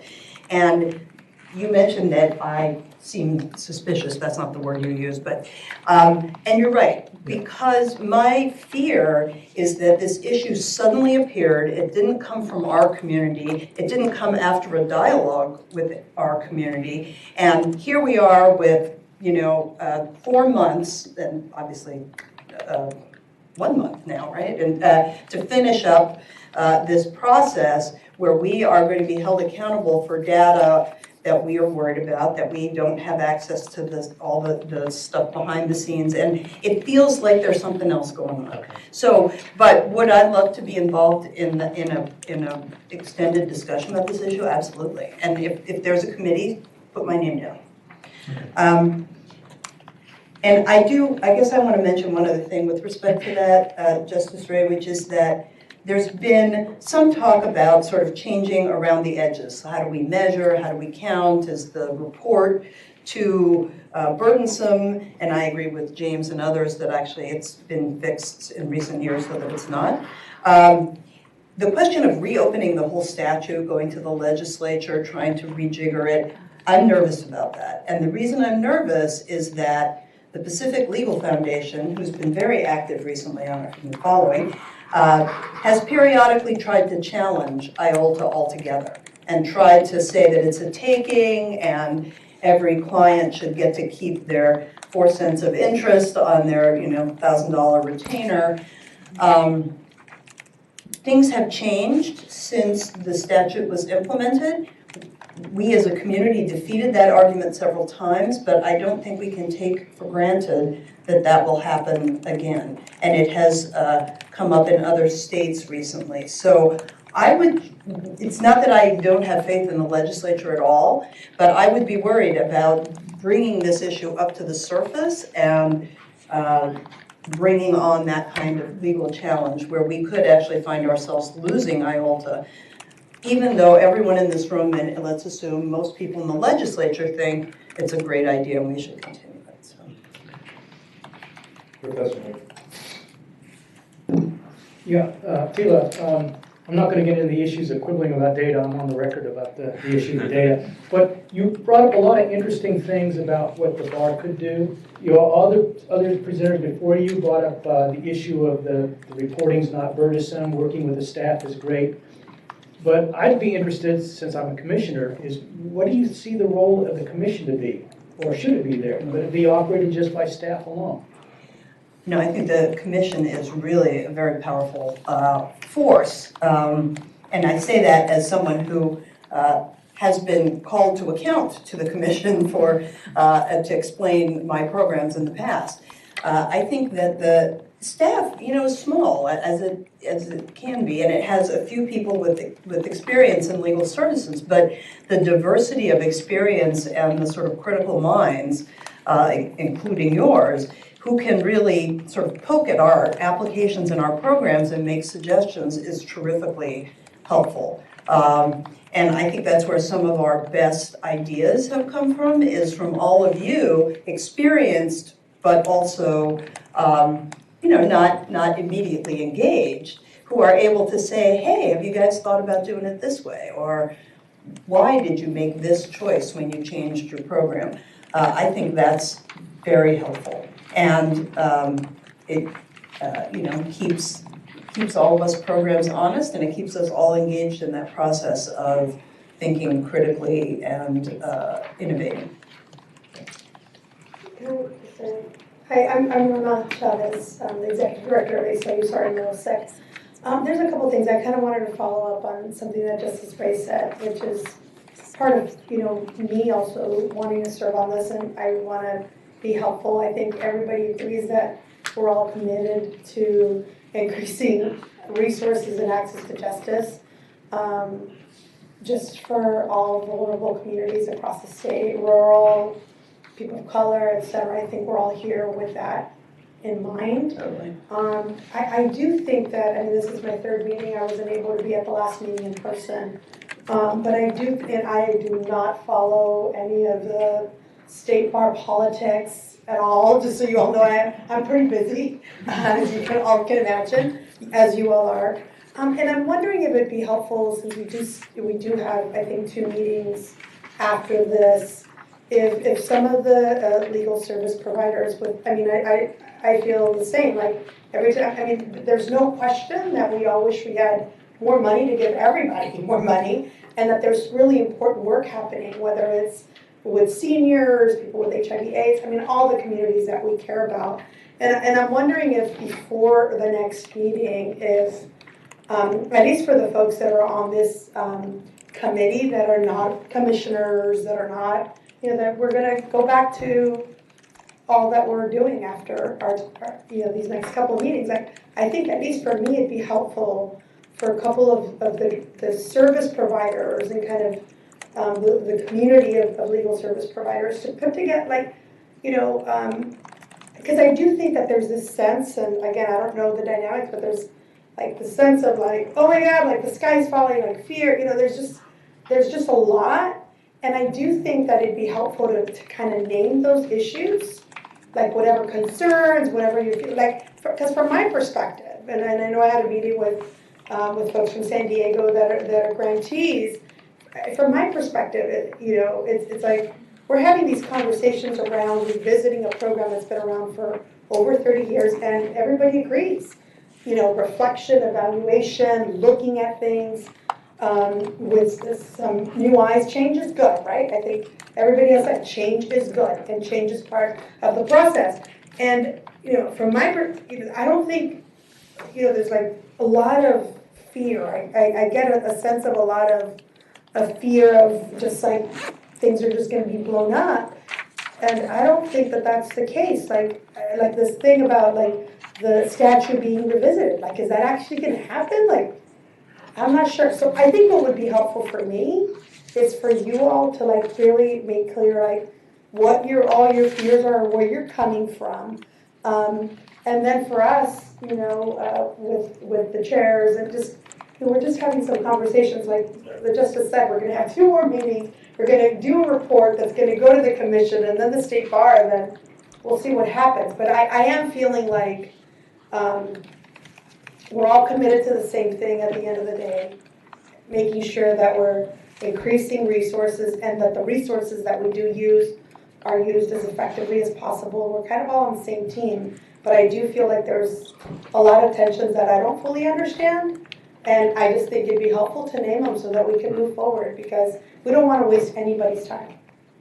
So, want to be effective. Yeah, thank you for that. You know, I think you mentioned, would the statute really be revisited? So many of these proposals where the state bar, some of the money would become discretionary to state bar staff, how they went out, for example, or changing the income levels, those things would all require reopening the statute. So that's why that's being mentioned. I know I had brought up the point, like we could, as we're having these conversations, we could also finish with a list and recommend it, like, here's the changes we can do without a need to change statute. Sure. So that could be an outcome. So like if, for example, but we still have that, but I feel like we haven't been able to really get into real discussions and brainstorming of solutions because of whatever. But I do think that it'd be great for, hopefully when we have this report, that we have like 2 scenarios. And one scenario is there an opportunity to streamline the application process?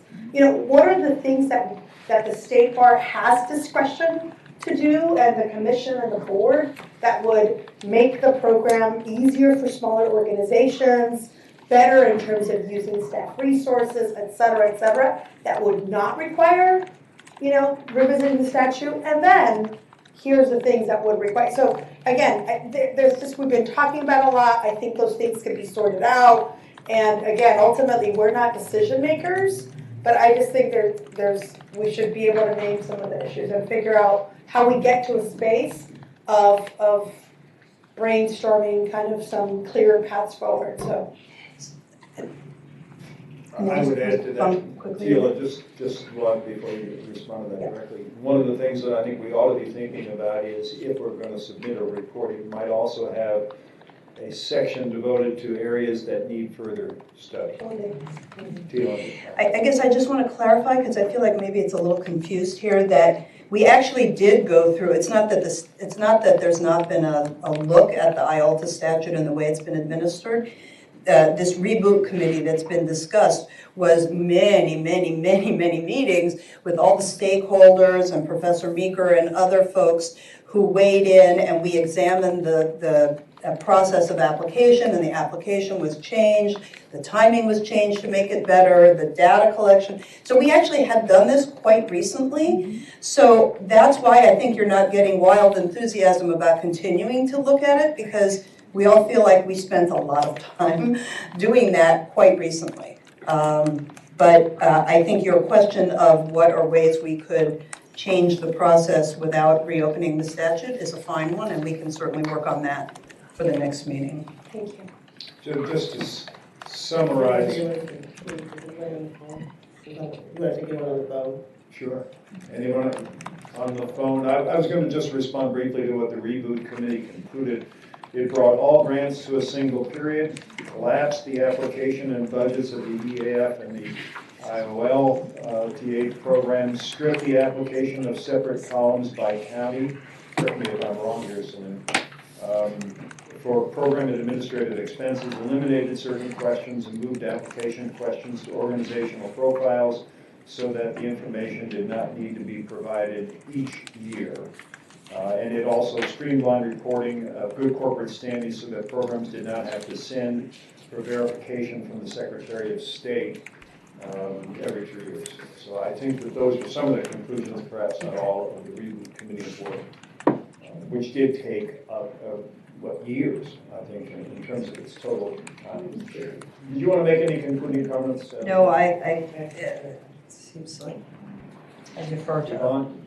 So, this is Yvonne, and thank you, Tila. I think you've provided significant information for this working group, and in particular history and like Ramona, I'm not steeped in the politics.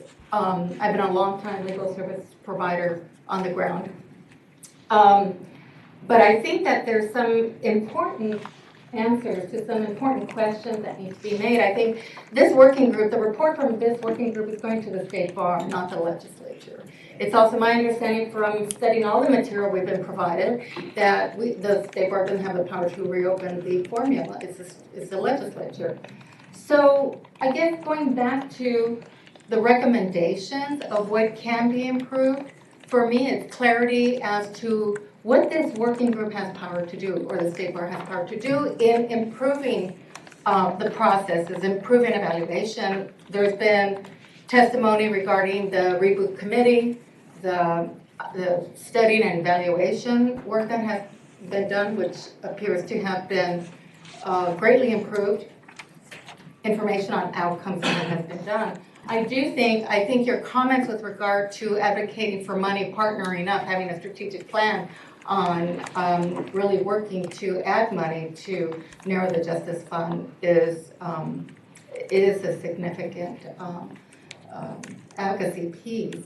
But I do think we need to be clear with everyone as to what this working group is in fact going to be able to recommend within this report that goes back to the State Bar, and what are the explicit issues and what are potential solutions to those issues, and to clarify that. It's important. All right, we have a next speaker. Aaron Smith. I think he asked for something. He asked for something bigger too. Is there anyone on the line who wants to speak? Hi, I'm on the phone and I'd like to make a comment. Please identify yourself and your organization and go ahead. Thank you. My name is Preeti Mishra and I'm the COO at Dependency Advocacy Center in Santa Clara County. And I wanted to address an issue that hasn't been brought up so far, but my agency, we provide free legal services to indigent parents and children involved with the child welfare system. And as many nonprofits, we've gone through a number of funding reductions over the last few years. And we did apply for IOLTA funding in 2017 and had the opportunity to meet with members of the eligibility committee.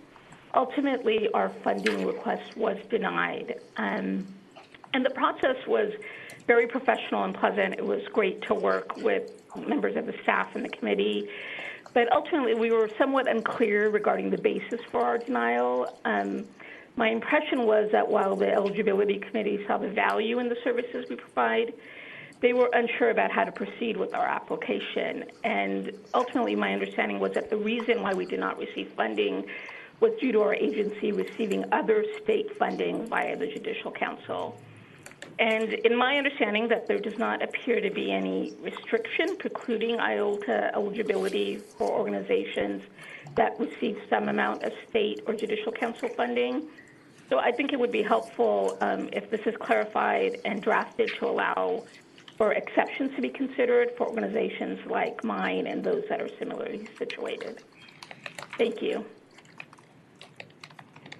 Thank you. Any other folks on the telephone who would like to make a comment at this point? All right, Erin, the floor is yours. Good morning. Thank you for having me. I'm Erin Smith, the Executive Director and co-founder of Family Violence Appellate Project. We're a support center, and we provide support to the field on domestic violence law, family law, as well as California appellate procedure. A lot of what I was going to say has been said already, so I will just not reiterate the comments again, but I think one thing I may be able to offer is I think Family Violence Appellate Project and domestic violence appeals in California, which is what we do, is an example of how the current system has promoted innovation in legal services. So we're a new support center. We applied for the first time in 2014 and received funding, and we actually just opened in 2012. So at the time we were doing that, really in our startup days, we looked around and we saw, unfortunately, trial courts not getting it right all the time in domestic violence cases with very serious safety consequences for families and children. And we said, well, let's appeal. Can we appeal these cases, and can that be one solution to help families? And we looked around the legal services arena and saw that really was not happening because the field programs are so strapped, so just drinking through a fire hose, not able to meet the needs that already exist with the staff and the funding that they have. They weren't doing appeals. So we said, well, let's step in, provide that support to the field programs to build up their capacity to do appeals, to co-counsel appeals with them, and that's now what we do. And in just the last 6 years, we've established, I think our last total is 31 published appellate decisions on domestic violence law in California. Almost all of them in partnership, co-counseling with the field programs. So from where I sit, that was a great innovation in the legal services system and network in California to be able to add appeals of domestic violence cases to our sort of roster. The other thing I just wanted to echo is the Reboot Committee. As a support center, I was really eager to get to participate in that process. We never got there because the field programs were working with the Reboot Committee for years to figure out how to really meaningfully evaluate our work, which I agree, and I think you've heard everyone here agrees. We all are interested in figuring out what's our impact, what are our outcomes, how are we helping people? Because we're all here in service of clients at the end of the day. That's what we've committed our careers to doing, and we're also passionate about. And so I think the Reboot Committee sort of finished defining the main benefits that the field programs provide and was sort of getting ready to do that with support centers. And I was really eager to do that because as support centers, it is difficult, as I think Kim mentioned, to articulate and measure the outcomes and impacts that we're having from the policy work and appeals. We help one client. Well, when we get a published appellate decision, that's helping tens, hundreds of thousands of people. And how do we measure and evaluate and articulate that? So I would offer, why not continue that reboot process to define the main benefits that support centers bring to the table and use that as a starting point to look at the evaluation of the system as a whole And only once we've done that can we even, be able to answer, is there anything that needs to be fixed here? I mean, it's really difficult to comment on, specific proposals that I, frankly, just looked at for the first time at like 11:30 last night before going to bed, when I don't even know what problem we're trying to fix, or even if there is a problem, because as the support centers, we never even got to look at kind of collectively how are we evaluating our work and our outcomes in furtherance of the needs of low-income Californians. And I'm very happy to engage with legislators or the State Bar around the support center system if asked. But again, until we have a better understanding of the main benefits provided by support centers, I don't know what we would really be looking at. And I don't feel today that there's a starting point for constructive discussion around that. And if there's any questions, I'm happy to answer. Aaron, just a quick question or two. One of the issues that always confronts us with respect to impact litigation is the fact that our charge is to provide IOLTA funding for free legal services to the poor. Impact litigation frequently provides services to people who don't qualify. How do you deal with that issue? What's your comment on that? Should there be some changes in your view in respect to impact litigation?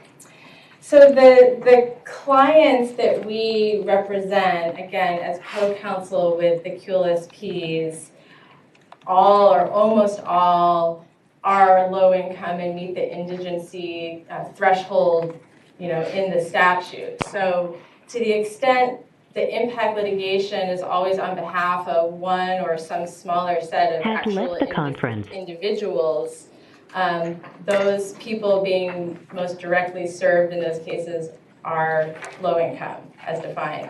And I think, at least in the domestic violence field, we know domestic violence does cut across socioeconomic status, but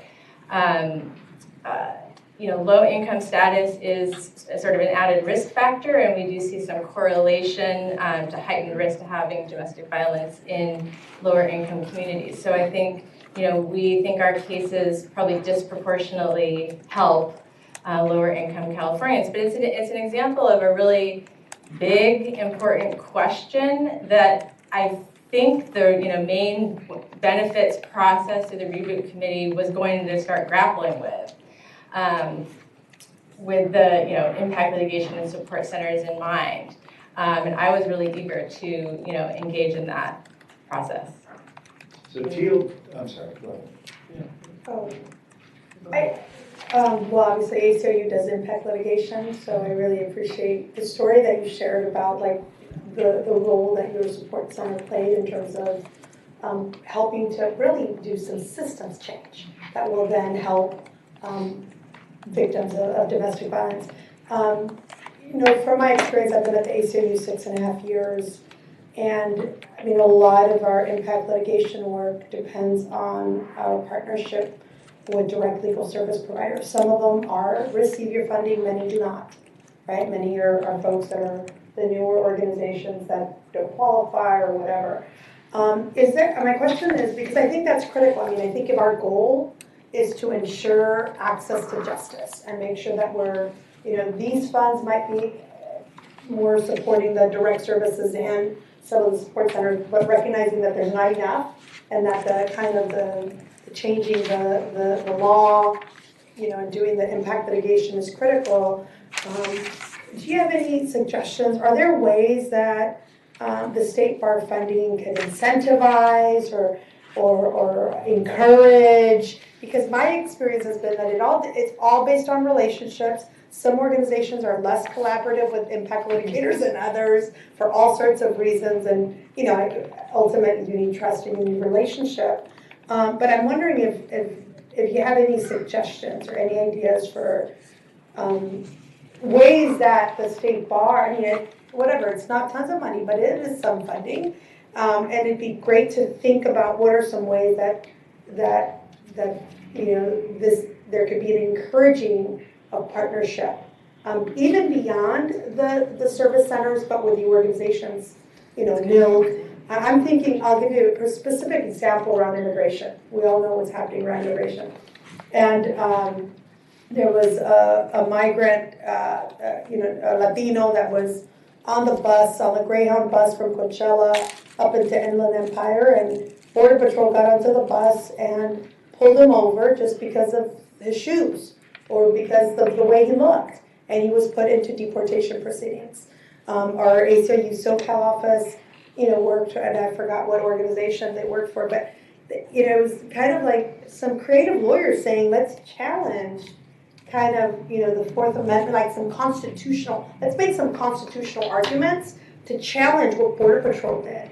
And they actually were victorious. They've been victorious a couple of times. And so many of you might know Jenny Pascarella out of our LA office. She's amazing. She's our statewide director. And Jenny was talking to some San Diego immigration service provider, immigration lawyers. And she was brought up that case as an example. And literally, and these are like nonprofit immigration and legal service providers, and they know all the other pro bono attorneys, and they're like, yeah, the San Diego kind of immigration provider, they're not thinking like that. They're not wanting to take those, take on those risky cases, or they're not even thinking about it.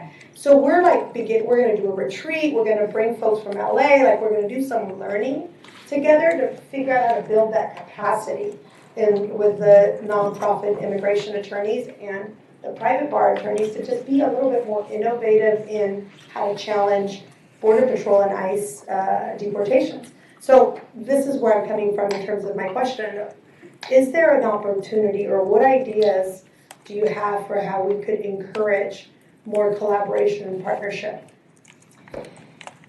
Yeah, and thank you for that example. It rings true to me too. I mean, I think, I feel like I almost can speak on behalf of all 22 of the support centers. We've had talks with the State Bar. We meet, I think, twice a year, all day, to talk about how are things going. And one of the themes that's come up at our meetings in the last few years is the heart and soul of a support center and what it really is. And I think we all have it. And what it is exactly what you're talking about. Bringing people together to the table to collectively brainstorm what's going on, how can we creatively work together to solve these problems, from an individual level and also a systems level. I mean, all the support centers here could give you examples, but we bring people together every couple of years. We invite all the domestic violence lawyers around the state to come together and talk about what's happening and how we can how we should be prioritizing the issues that we want to see in appeals to try to get case law, as well as to potentially bring to the legislature. We do surveys, needs assessments in the field. So I think that the 22 that already exist, we have that heart and soul, and we're working really hard to do that kind of work. I think to get to your specific question a little bit, I think the sort of black and white rules that are in the eligibility criteria for support centers do encourage what you're talking about. We have to prove our services are available statewide, and now that's been defined as, I think it's 5 out of 7 of the districts, which is regional. So, that encourages those of us who are based here in the Bay Area, not just to reach out to the people we know who are in San Francisco or Oakland, but to go to Bakersfield, San Bernardino, Humboldt, Del Norte, and really, reach out and find new connections to make where we don't already have them. So that kind of statewide requirement for support centers, I think, does encourage that.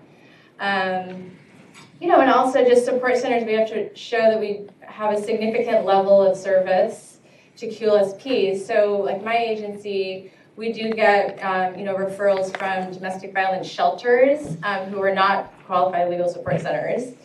And more often than not, we're able to work with, in addition, whatever QLSP is in that region, because those QLSPs are really interested in building their own capacity to do an appeal or do kind of think creatively and strategically, like you're saying, about how to solve problems for their clients. So they're really interested in learning from us by co-counseling on an appeal, for example, or working with us on a bill in Sacramento, even those cases that come from a non-QLSP, in other words. And so as a support center, we're sort of bridging those gaps and bringing people all together to the table. So, it's hard to answer. If I have a specific suggestion of, something that could be changed, I'll certainly reflect on that. But those are just some examples of how I think what already is in place and the 22 support centers we have are furthering that goal. Thank you. Thanks very much. Any other questions for Erin? Selena? Well, just a response to Nora, I think that when you bring up the fact that we need to have a retreat, I think that's exactly what happens and needs to continue to happen is convening support centers, convening QLSPs by phone call or in person. That's really where innovation can get duplicated. And just one really good example of that is that a couple of years ago, we advocated to open up Federal Victims of Crime Act funding for civil legal services in California. Previously, it had just been used by district attorneys' offices, and we successfully got the California OES to open it up for civil assistance, including immigration services, DV restraining orders, housing assistance. And a few number of programs actually applied for it the first time around, and then once we saw what Cal OES would fund as appropriate use of funding, we can continue to meet as a community to say, here's what this program's doing. One program's actually even doing wage theft, which is an appropriate use of those dollars, but other programs wouldn't know unless we convene folks. So I think that to make sure people are doing the smartest things and most innovative things, we just have to keep gathering, and we do.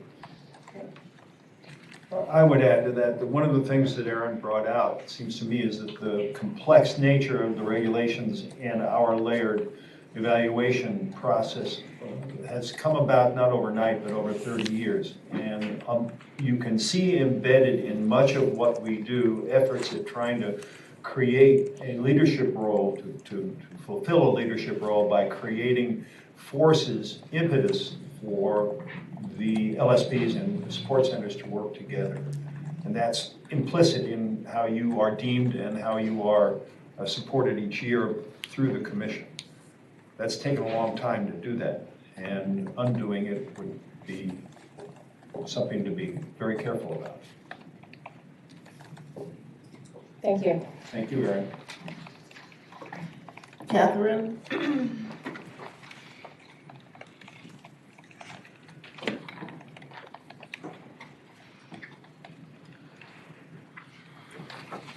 Good morning. I think it's still morning. Catherine Blakemore, Disability Rights California, the Executive Director. We're a qualified legal services program that provides legal services directly in all 58 counties. We have about 35 offices statewide. So we have a large reach in terms of the services that we provide, and we work with many of the other support centers and many other legal services programs in the work that we do. I'm also the vice chair of the Access Commission and have spent a lot of time looking at just more general access issues and rural access issues. In particular, the Access Commission is updating its reports currently on rural access, which I think will be informative. And I was a member, I guess I still am a member of the Reboot Committee, which I think has done a lot of good work for telling about the kinds of outcomes that legal aid has achieved. I want to, first of all, thank you for all of your time.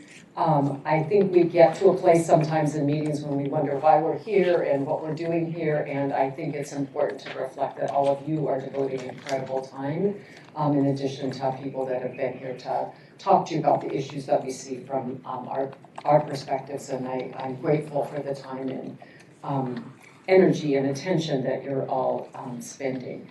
I want to start by just making one observation, which is as we're thinking about this issue, it seems important to me to realize that we are just starting the State Bar and the Access Commission working jointly on a justice gap study in California, which is the first time we're actually doing this study in California, which I think is quite exciting and long overdue. It does leave me wondering, however, why we're having this discussion about this particular statute at the same time we're looking at the larger justice gap. And it seems that at some point, those need to come together in a way that would be much more informative and helpful to the overall discussion in California about who aren't we serving because IOLTA serves this particular subset of a population. And then more importantly, how we might work together to fund services to that larger group of individuals. So I guess one recommendation would be that we think in the report about how we bring those two together. And once that study's done, convene a group of people that can really think hard about what is the best way to meet that justice gap in California, because there will be a justice gap in California. I want to talk specifically about sort of 3 buckets of things that I think were raised in the questions that Leah sent around on Friday. It seems like there are questions about stability and innovation, there are questions about underserved groups and data, and then there's questions about kind of efficiency, administration, and the role of the Trust Fund Commission. So I'll try and be brief on all of those. I'm sure you're all getting hungry and in need of a break.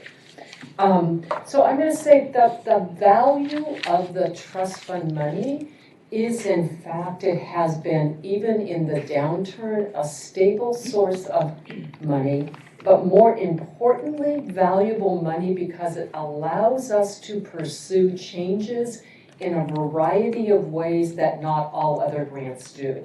So we do direct service work, but we also are permitted under the definition of what is a legal service to do policy work.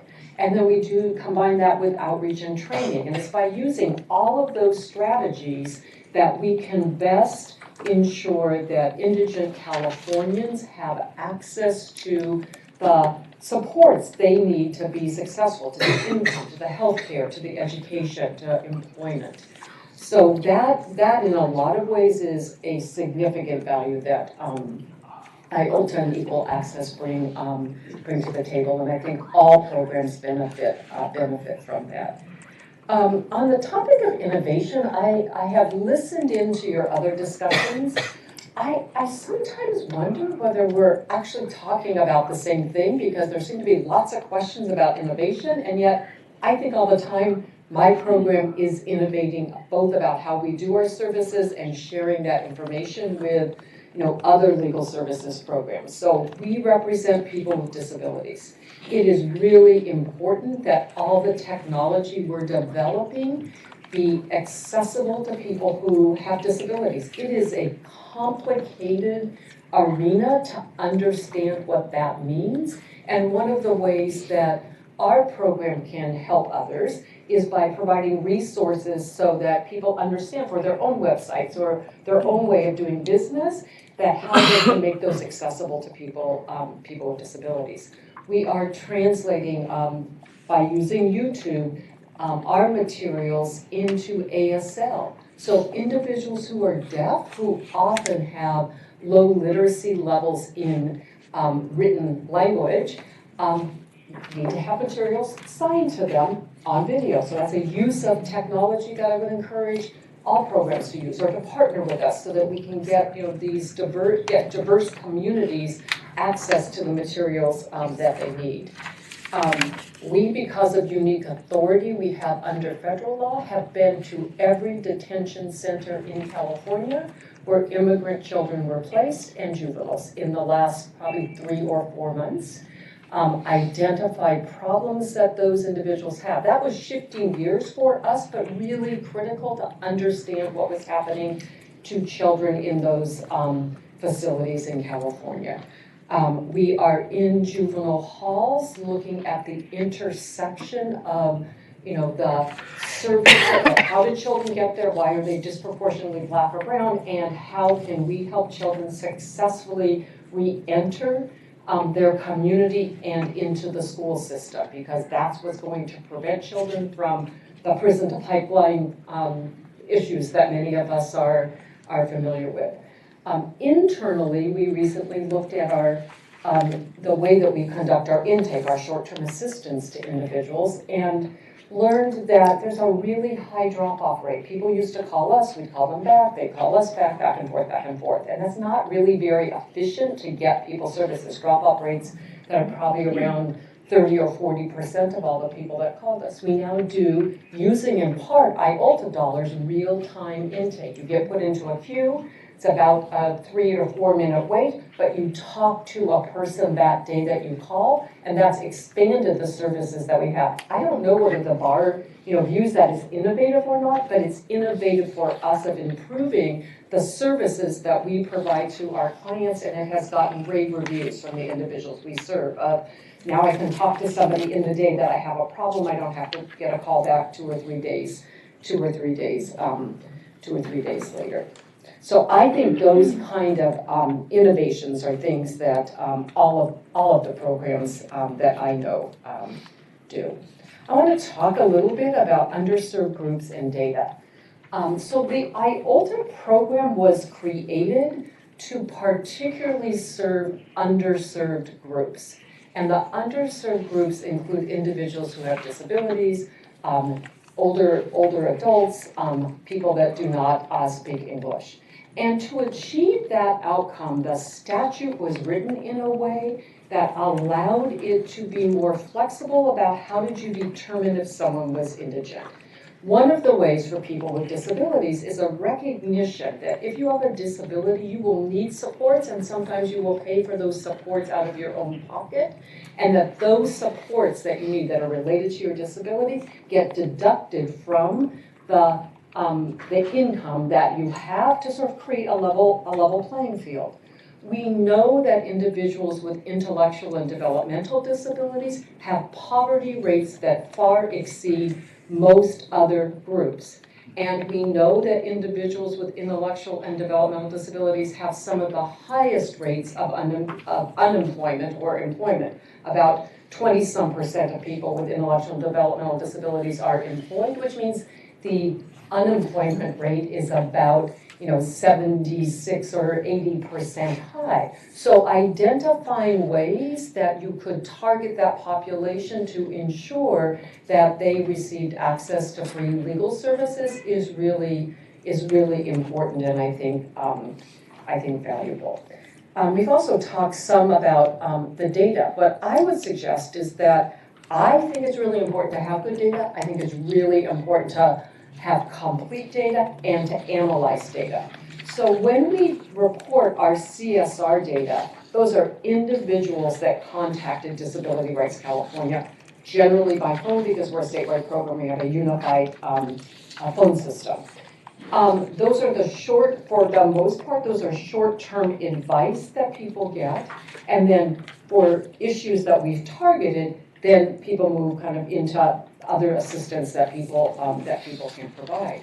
We are not asked to provide what is the ethnicity data, for example, for the outreach and training that we do. Although in our equal access application, we specifically note that we target underserved communities, and we report on that annually in kind of a big sense. We achieve that in the following ways.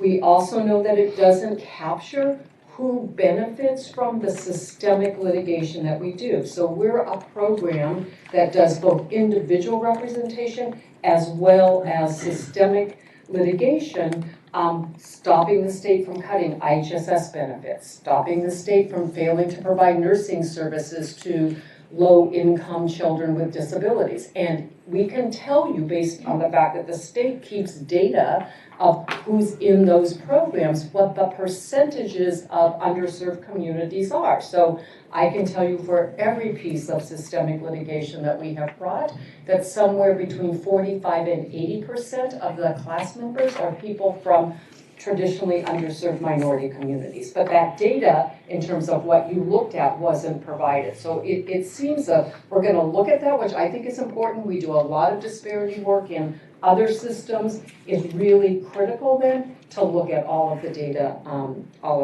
that you have available or that you could request from us. And I don't think there's a reluctance on the part of legal services programs to provide other data. Just briefly on administrative efficiencies and sort of other improvements, role of the trust fund. I first want to say that I think the bar has been very responsive to ensuring that the way in which we apply for money, the way in which we report money has been streamlined. It's all online. I actually get 9 different federal grants. Rather than Legal Services Corporation, they go through a whole bunch of individual federal agencies.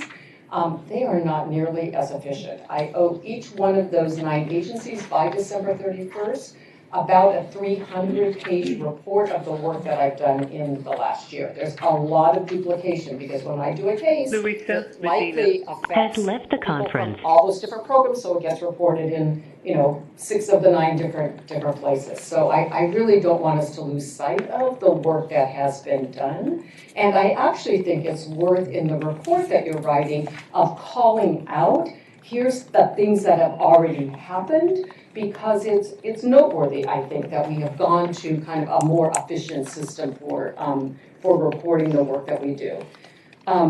I think if you're looking at multi-year applications, I think we're mostly there because what we have is data that's in an application system that just has to be updated if it's changed in some way. That's different than the qualified legal services expenditures, which I think are much harder to do over a multi-year basis. Programs, including mine, funding goes up and down. Who's eligible, who's not eligible will go up and down. We have probably the heaviest lift because we provide information about qualified services for all 58 counties, and we report spending it in all the 58 counties. And I'm not complaining, and I'm not suggesting that's not the right way to do it, but it has an impact, but I think it's worth doing, and I think it's worth doing on an annual basis so that you're making grants that actually are accurate. The one thing I would say is I think it's worth looking at how do you do your reviews of legal services program. You have a agreement with the Judicial Council that says those reviews are to be done every 3 years. I think they're, at least from a program perspective, we devote a lot of time and energy to preparing for the review, to be thoughtful, to use that time wisely with you. It seems to me that we could either push out the number of years in between reviews, or you could alternate. You could say, come and do a presentation to the Trust Fund Commission about your work and let us ask questions, much like you're doing today in a 3-year period, and then the next time we'll be out to see you. So if I was going to offer anything that I thought was a suggestion for an increased efficiency, it would be looking at finding some ways to streamline that kind of process. I also want to just talk a little bit about the Trust Fund Commission. I think the value added that the Trust Fund Commission brings is, first of all, you have clients who are eligible for IOLTA serving on the Trust Fund. And I think always engaging individuals who receive services or are eligible to receive services from trust fund programs inherently adds value because people understand and can provide information about what works for them, or what do they think might be innovative, or how do they most get help, or what are their frustrations of getting assistance from legal aid programs. You also have the expertise of former board members and former staff sometimes of trust fund who know firsthand what it's like to work in those programs, and I think that also adds value. I'll note by comparison that the Board of Trustees does not have that same expertise. There's not a requirement that the consumers, I think as it's called, or that are on the Board of Trustees be IOLTA eligible. There's not a requirement that a position be slated for a legal services program. And so that lack of knowledge and expertise, I think it makes it harder. And I also don't know that I think the Board of Trustees, given everything else they're currently wrestling with, has the time to spend doing the kind of in-depth review. I've appeared in front of the Trust Fund Commission, who I think has always asked excellent questions, made us think about how we present our materials, make us think about the ways in which our services are or may not be eligible, and I have always found those exchanges to be valuable and helpful. I also want to just make two final notes. First is that it has been mentioned tangentially, but one of the things that the bar has helped with is maintaining the idea of getting other government agencies to provide opportunities for legal aid programs, such as the Office of Emergency Services that was just mentioned. I think there is more work to be done. It was built off of a model that came out of the federal government. If you're thinking about things to recommend, I think finding the capacity to support that work would be very helpful. I think it would be helpful to continue to look at the data that comes in through the Reboot program and say, is that data providing us with better outcome measures? Do they make sense? How can we use that to tell the story of legal aid? And then I would just encourage that the report also include the importance of all of us working together, the State Bar, stakeholders, everyone in this room for additional increased legal aid funding, and particularly once we do the Justice Gap study that will show increased need. So thank you. Thank you, Catherine. It was very helpful. Questions from Professor Meeker? Yes, Catherine, I appreciate your comments on the GAP study. One of the elements of that, well, there's basically two big elements. One is interviewing their panels in terms of what problems that they have. The other part's the field interviews, where they actually go to the agencies and in particular look at the people they take as well as the people they have to turn away. Because there's two ways to look at the gap. You could have the theoretical gap based on your poverty population, how many problems they in theory have. And then you have your reality gap in terms of those who are actually seeking help but can't be helped or can only be helped in a limited way. And my question to you is, does your agency have the ability to capture those data? Yes, so every person that contacts us is entered into our data system. What we know is that the people that we generally call our 800 number are people who would want a lawyer to directly represent them with whatever legal problem they were having. And for most of those individuals, what they get are self-advocacy assistance, the limited kind of assistance that you're referring to, and we can tell you about that by percentage of the people that have called us. And one follow-up to that is that the way we normally approach, or the way a lot of people normally approach this is the issue of, well, does a person get an attorney, right? And if they get an attorney, then they say the need is met. But that's not always so. I mean, you can get an attorney and then you advocate for the case and then you lose. The need for an attorney is met, but the need that brought about that legal need is not met. And do you have the ability to tease that out with your data? So I think the answer is maybe. I need to look. We are required, every grantor has different questions they want us to ask at the end. Was the case successfully closed or not? And there's criteria about that. So potentially yes, because I think the questions tease out some of that. I can get you those if that's helpful to you. Thanks. Catherine, to what extent do the CSRs represent the work that you do at home?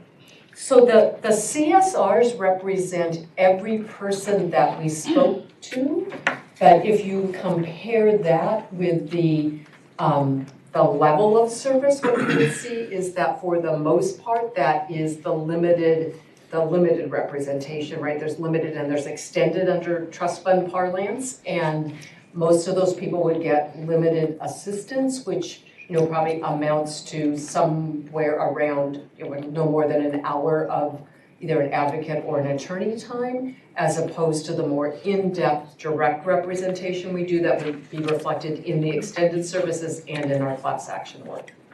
So there's a fair amount of numbers there, but it doesn't equate to the time that is spent over all of the sort of person hours that DRC has working on legal matters for people. I just had one of the recommendations that's being discussed that has been brought up is that we were to change the standard of measure as to poverty to 200% of the FPL, but eliminate age and or disability. as a qualifying factor? How would it impact you? So that's really what I was speaking to of, when you look at people with disabilities, that to just say you're looking at income without some of the other factors that are there, such as the ability to exclude disability-related expenses from their income, creates a problem and doesn't treat people sort of in that equal footing. What we know for people with intellectual and developmental disabilities is that because of the high poverty rates, some difficulty communicating sometime about what is the source of their income or even what their income is, that some shortcuts allow us to be much more efficient in terms of how we provide the services. The direct, particularly more extended services we provide are almost always in the government benefits, facility-based kind of work where people are eligible as income. And I can't really speak to the difference between 125% and 200% because I haven't tracked that actually. Other questions? Justice Ray? That was excellent. Thank you. I've learned a lot. But I wonder, you made reference to the Justice Gap study and to the reboot, and you're a part of both of those. I just want to make sure I understand the thrust of your comments. You seem to be saying, but not explicitly, and maybe that's by design, that maybe what we're doing should be folded into the Justice Gap study, and maybe but you didn't. I guess what I would say is, I think the timing, timing maybe seems a little backwards to me, that if we're doing a Justice Gap study that's going to provide us with information about the scope of legal needs in California that are not met for low and moderate income people, that would provide us with data that might inform the outcome of this or the funding needs. So it's a matter of sequence? I mean, potentially. Okay, what about the reboot? Well, so reboot, I wasn't trying to, I was saying reboot, I think, has done a couple of things. So reboot, first of all, I think allows programs to measure, and we don't yet, the first report is just about to come out. So we, as you've heard, we collected data on the main and economic benefits.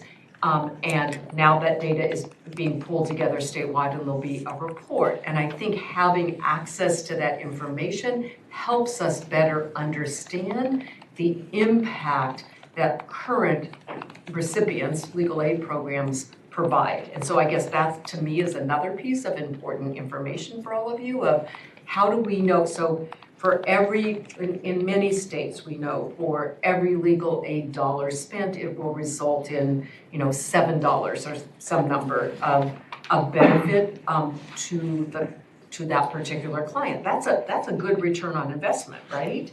And getting some of that information and refining it more in California, I think provides information for this group about the impact. Okay, you're not suggesting, and I don't know that much about Reboot, and it's a funny name, isn't it? It is a funny name, and I gather there's a report that's coming out from that group. But there was the suggestion earlier that perhaps that one of the reasons that people are puzzled by the timing of this group is because they just went through the reboot, suggesting that perhaps the reboot covered the same territory that this group is covering. Is that true, or how do you see the two? I don't think it's covering the same territory. I just think they're all pieces of the same puzzle of figuring out what we do. I think the value of Reboot, and the reason people talk about it, is it started from a very collaborative place where legal aid programs were engaged with, let's help solve what the problem is at the very beginning, and it took a long time to get there, and so maybe people are identifying it as much as a process that people believe worked more smoothly than feeling like a little uncertainty about what this group was doing. I mean, initially this group was looking at the Legal Services Trust Fund Commission, and then that was expanded to include the IOLTA formula as part of it, and I think people are like, well, how do those fit together, right? And why are we looking at the latter when we were starting to look at the former, and trying to, I think, sort of frame a way to have a process in which you engage the stakeholders in the community in a more direct way to help solve whatever the problem is that you're trying to solve. Are you saying two things? First, we benefit from the information that was gathered by that group? I think you would benefit from the justice gap information, and I think understanding what the reboot report shows in terms of benefits, both the main benefit, what did people get from the assistance, and economic benefits would be informative for you. You also seem to be saying that the reboot is a good exemplar of how you conduct a And that's the latter point, yes. Okay, all right, thank you. You're welcome. I think I may also be able to clarify a little bit about the reboot, because I know there's been just a huge amount of information that everyone has been asked to digest, and so this might have gotten lost a little bit, which is that it had two parts. One, which was sort of started earlier in the process, was streamlining grant making, changing the calendar. Rich had a whole bunch of stuff that was changed, getting the online applications, making the reporting and applications easier for programs and administration easier on the bar side. And then the other part was doing this collection of main benefits and outcome. And that part has sort of just come to fruition. We've had only 1 year of real data, and they're writing the report now.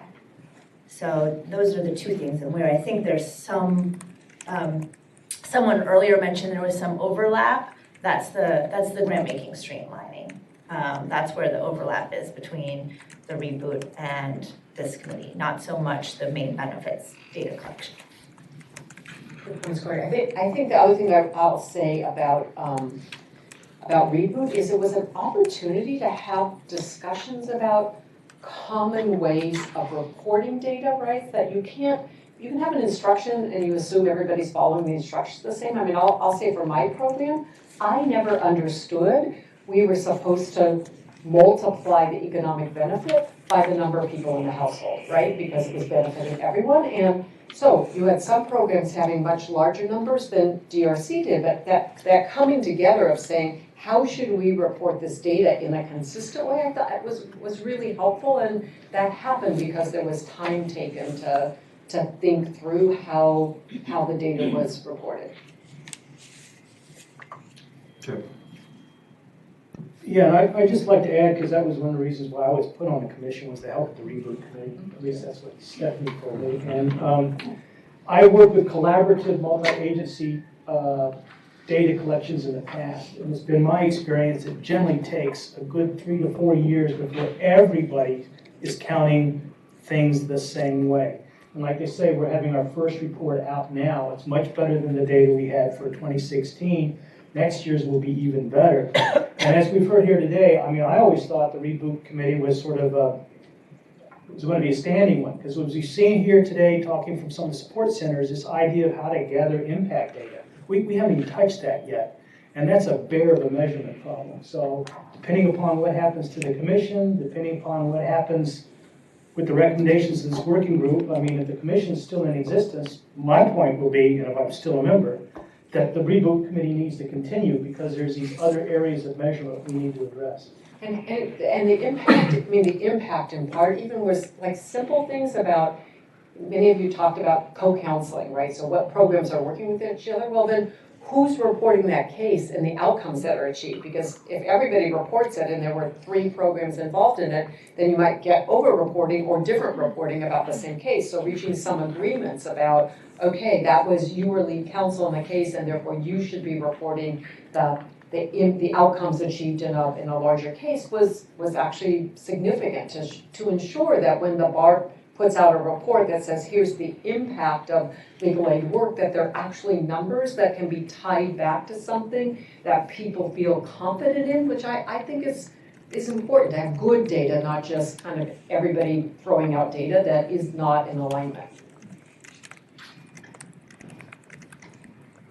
All right, I think we're going to have to take a break at 12:30, but I know there are others of you in the audience who want to make contributions, and members of this working group will want to make some contributions to the material, so.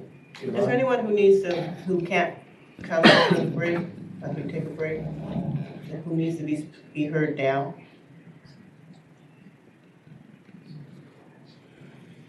I would just like to address, elaborate a little bit about what Jim Meeker said. I sat on the Reboot Committee, and I just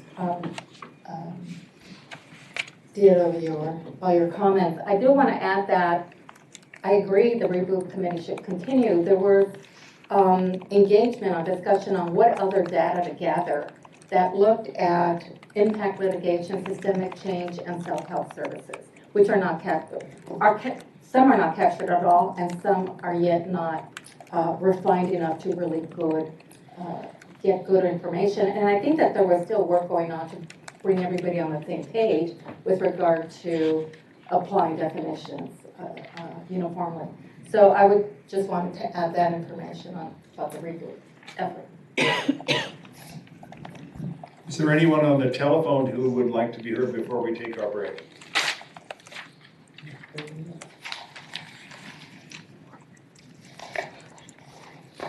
All right, hearing no volunteers, why don't we take a 30-minute break and come back and continue the discussion. Aaron Scott has left the conference. Has left the conference.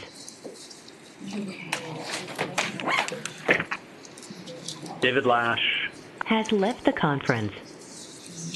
Cal Weldy Has left the conference. Carl Holtzman Has left the conference. You kind of bring, go get something and bring it up. So Terry's ready to go.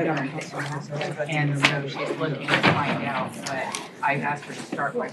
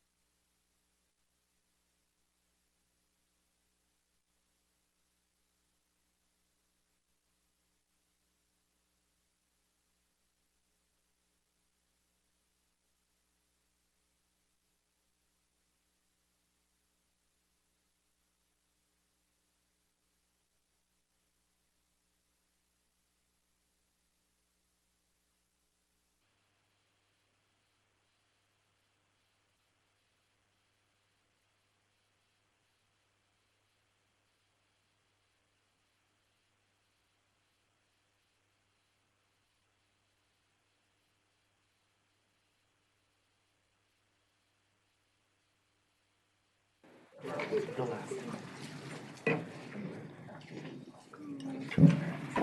go back up. Today's commission meeting is stakeholders process committee meeting, and what we're going to do is we still have 6 people who have signed up to speak, in case there may be somebody else on the phone. So we have 6 people in the audience that want to speak, and what we're going to do after that is we're going to move on to the business.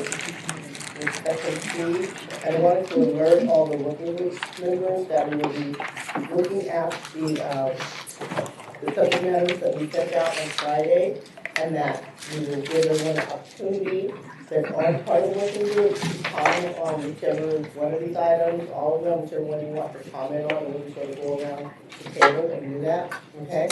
Just want to give you a heads up on that. And we're going to go ahead and start. Our first speaker is Kevin Klein.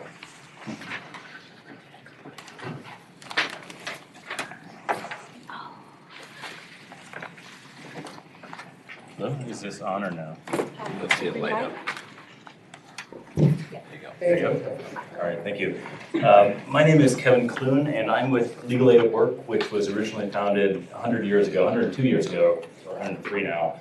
It's Legal Aid Society of San Francisco, and more recently than that was the Legal Aid Society of Women Law Center, where we do essentially help low-wage workers with just about every type of employment-related legal problem they can have, from very limited advice and counsel sessions to more really drawn-out impact litigation that can go on for years. So we've seen a lot of the challenges, I think, that the working group has been looking at in terms of a number of different types of programs. We're all over the state, just like Disability Rights California, and so I've seen some of the complexities, I think, and have really enjoyed working with the staff at the State Bar to address some of those issues as they've arisen here.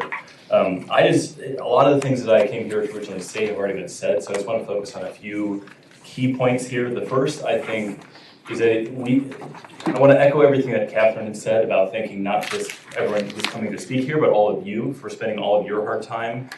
We recognize that there has not been in the past as much engagement, I don't think, from the Board of Trustees or the State Bar, and actually encourage the idea that the State Bar is more interested in these issues. I think one of the things that people are kind of nervous about as part of this process is because it does feel a little bit compressed.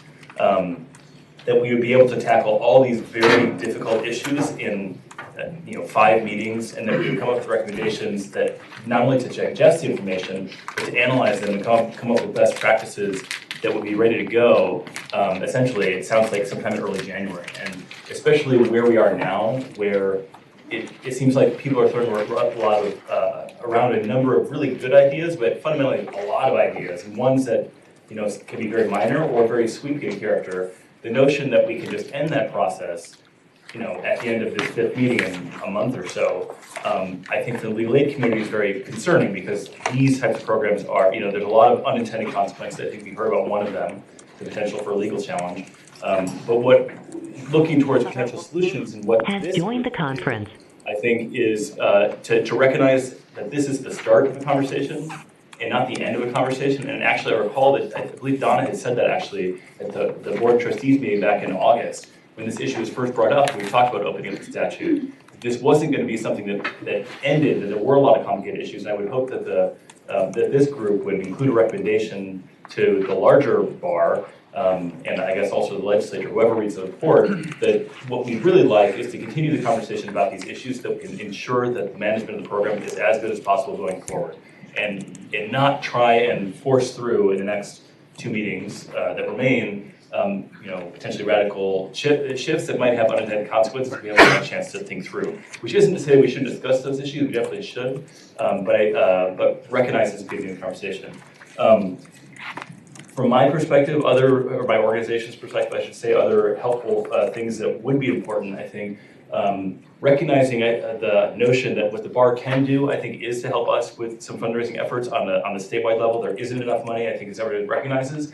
And as people have been pointed out, the point of the Reboot Committee was not to analyze current programs to figure out whether or not they were, exactly serving certain populations at certain levels, but rather to get good or even data that would be helpful in helping us promote ourselves to make a case as to why the work is important.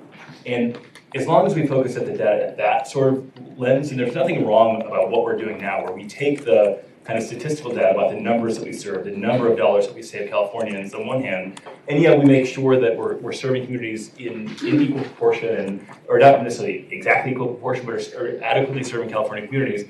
But on the other hand, we can tell a longer narrative story about what we're doing regarding our impact litigation work, which is exactly what we do currently on the evaluation reports. Now, that doesn't mean at the end of the year you can pull up any individual organization's report and say, okay, you're doing a mediocre job, so we're going to cut your funding. This organization over here, because of their the data that's showing here, we get more funding because of what the numbers show. But it does help us externally communicate to the legislature and others the importance of the work we're doing and how it does impact so many different types of communities, even if that doesn't know it's going to show up in a dollar sign number at the end of the day or something like that.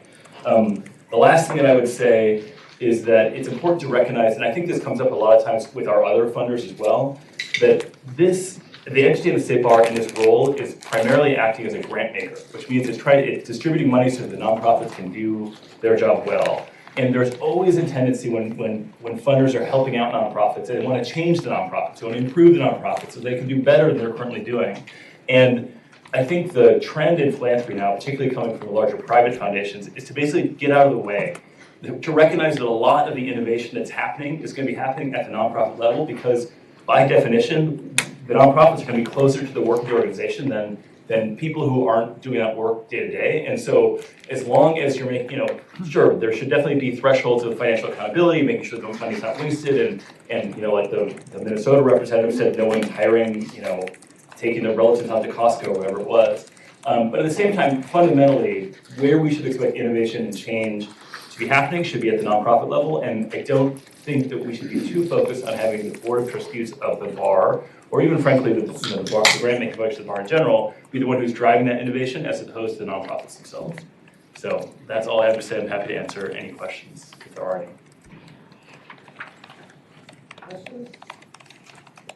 All right. Thank you. All right. Thanks. Thanks. Heidi?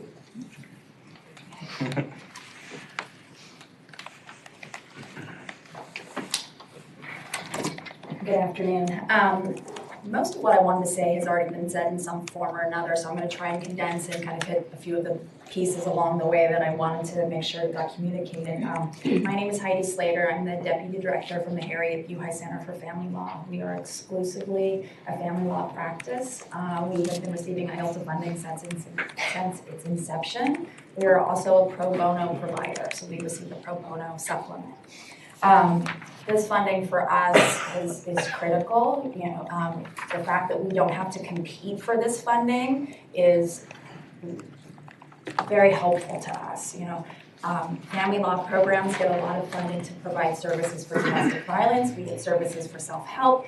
The rest of the family law programs, services don't get a lot of attention or a lot of funding. Trust me when I tell you, it's not sexy. It's hard to get those dollars. So to get this kind of money from the State Bar to do those we do domestic violence, don't let me give you the wrong impression, that's a large part of our work, but we do a lot of work that's not domestic violence as well, that helps to eliminate poverty for our clients. We spend a lot of time and energy on really complex family law issues.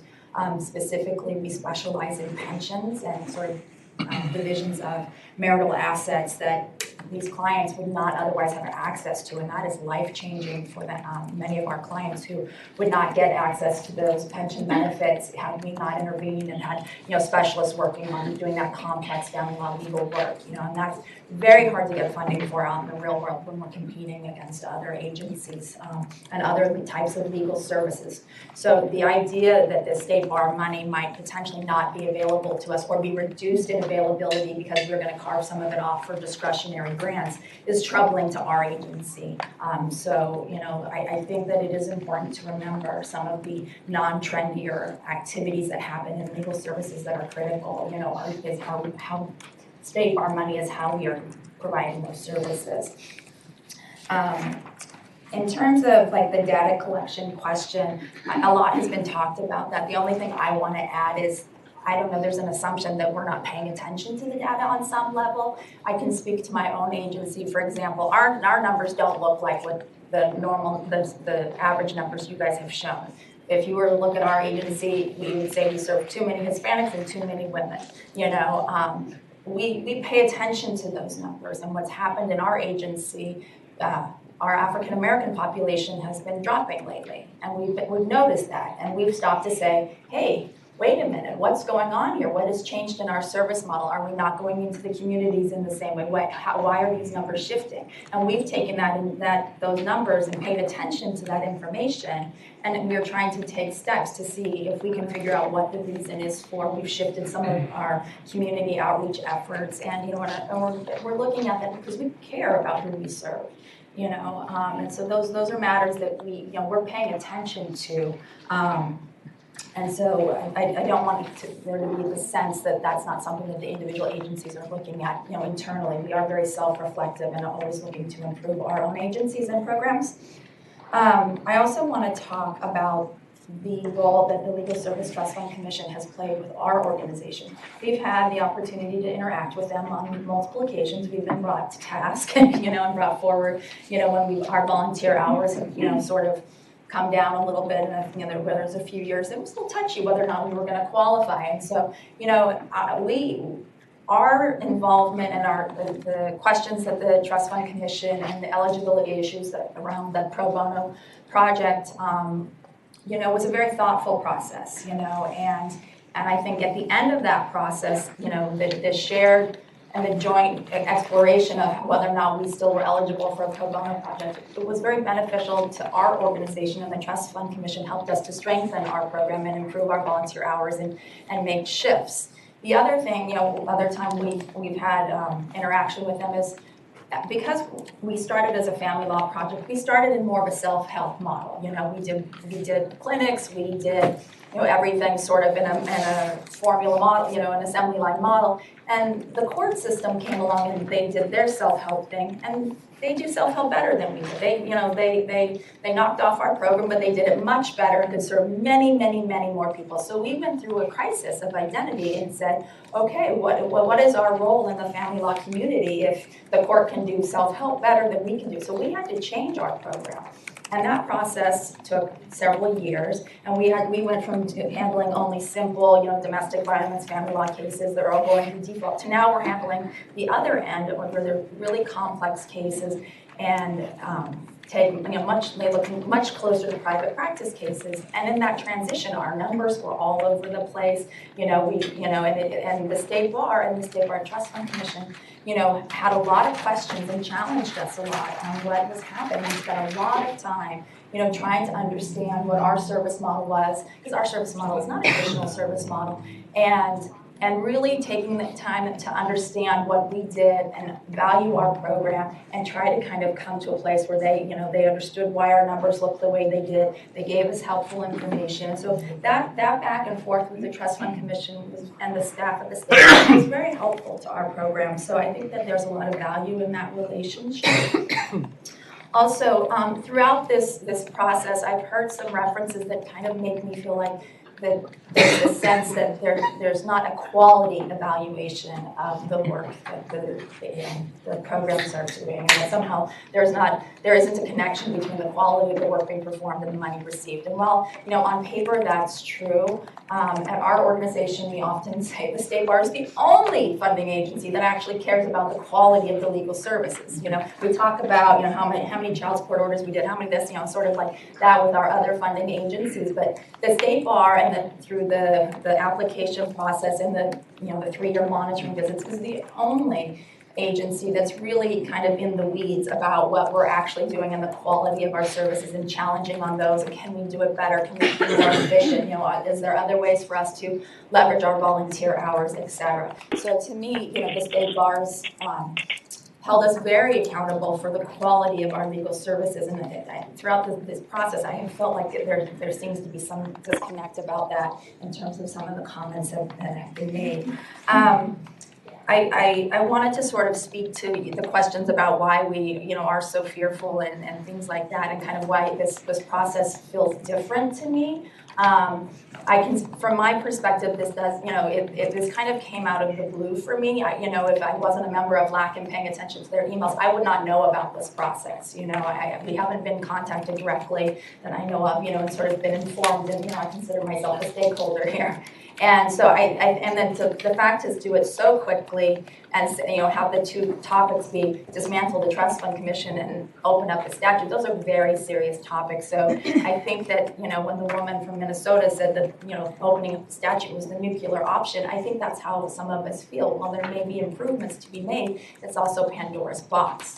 And to do it, in a condensed time frame, seems very risky to me. And, and this is bread and butter money for us, that we depend on. And so I would hope that we could be a little more thoughtful in that process, or acknowledge at least the risks of what it means to, tamper with that statute.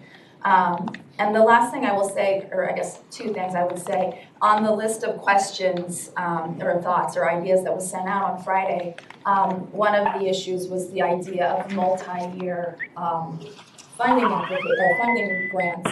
And while I would say I think there's a possibility to explore that, I think in order to do that in any way that makes sense, you have to separate out the eligibility application and then the financial side of it. You can keep you could do the eligibility and only have to do the eligibility application once every, say, 3 years, but maybe keeping the qualified expenditures has left the conference and the grant amount that is distributed on an annual basis, because there is too much fluctuation in both our individual expenditures as well as the interest rates of the funding source. So if, I'm happy to only do the application once every 3 years and then just do the qualified legal services annually and have the grant amount determined on annual, but I don't see how you can do the grant amount on a 3-year basis, without there being either you got the state bar losing because they've over allocated funds, or we losing because you've under allocated funds. So that's my thought about that. And then the question as to whether or not you could increase the poverty level to 200% and serve more people. We're not turning people away because of the poverty level. We're turning people away because of capacity. So if you're going to increase the poverty level threshold to 200%, that just means there's more people I'm going to turn away, who are potentially eligible. Because I can still only serve the number of people I can serve. That doesn't increase because we changed the eligibility number. So that's all I have to say. Thank you, Heidi. That was very helpful. Question for you: if your numbers were to reveal to you a disparity, inequitable distribution of your services in some way, demographically or otherwise, what's the best way to? David Lash has joined the conference. What's the best way to address that issue? Well, I guess you have to decide if that disparity is troubling to you. So in my family law practice, the fact that we serve 80% women and 20% men doesn't trouble me that much, given the types of cases we are prioritizing and the people who are seeking our services. I can't make more men come to seek my services. I can only help the people who present themselves.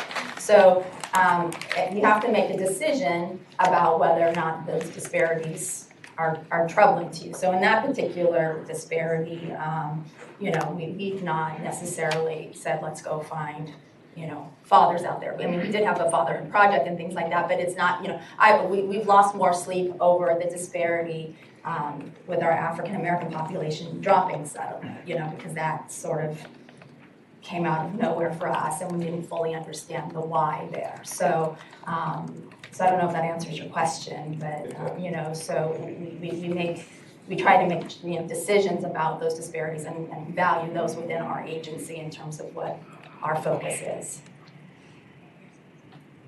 Jim? You mentioned the issue of lack of capacity. That is, you have more people coming to you for help than you have the ability to serve. Yes.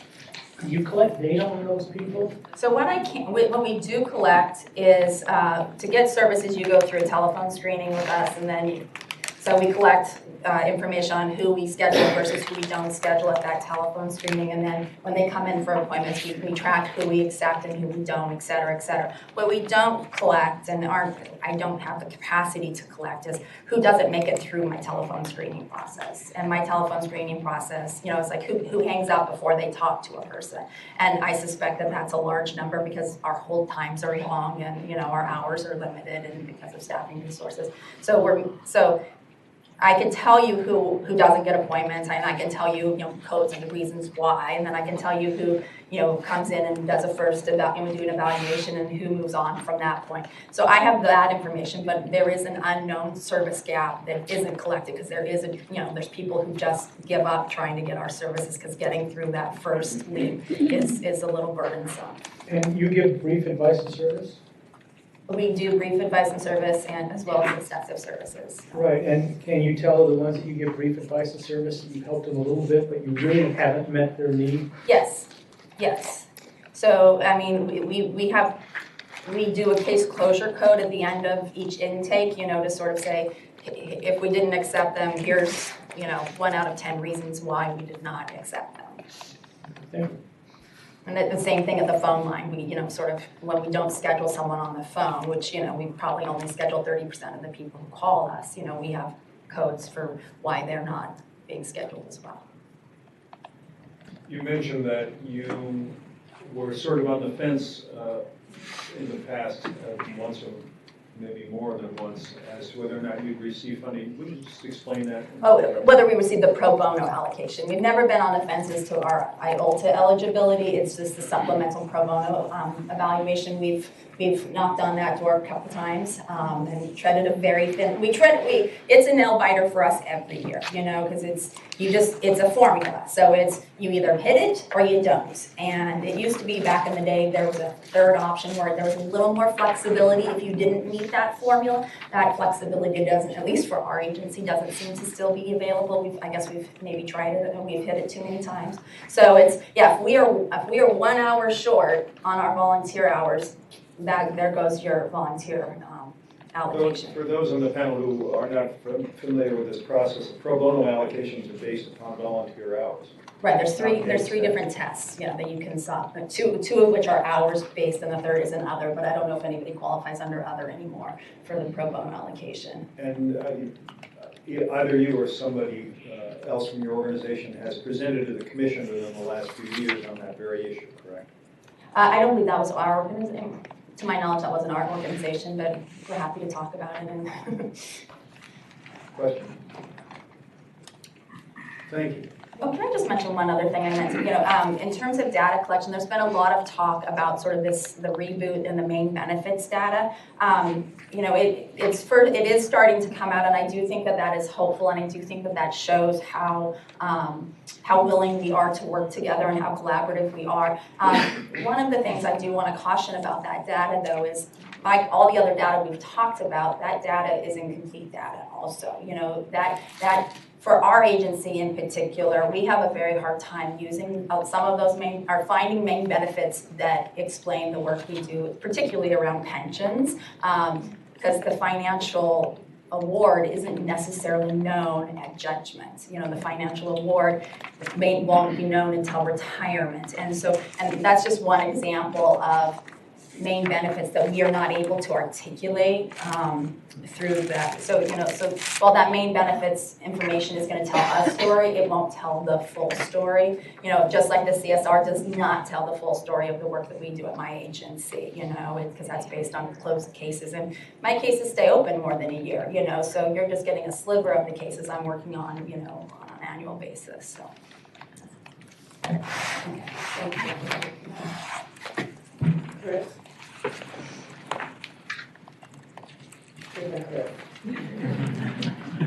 Thanks, Heidi.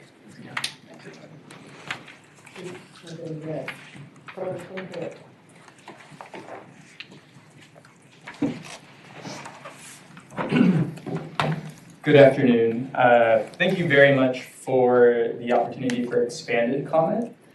These comments will take about 5 minutes. My name is Chris McConkie. I'm a senior staff attorney at One Justice, and One Justice is a support center.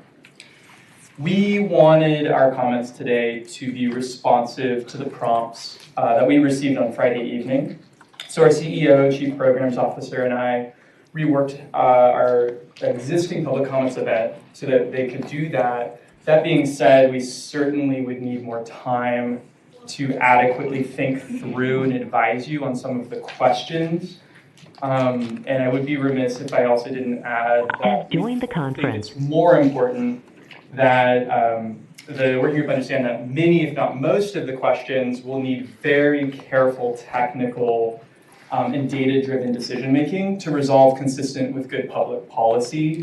We do see that several of them could have a ripple effect, for example, a chain of economic consequences on the whole legal aid system. We're a little worried just that this forum, as thoughtful and informed as it already is, doesn't have sufficient meetings left, data available to it, or expertise to really resolve several of the questions on that list. That being said, we did want to share our initial concerns on two of the prompts. The first one is going to be whether to base support center funding on qualified expenditures.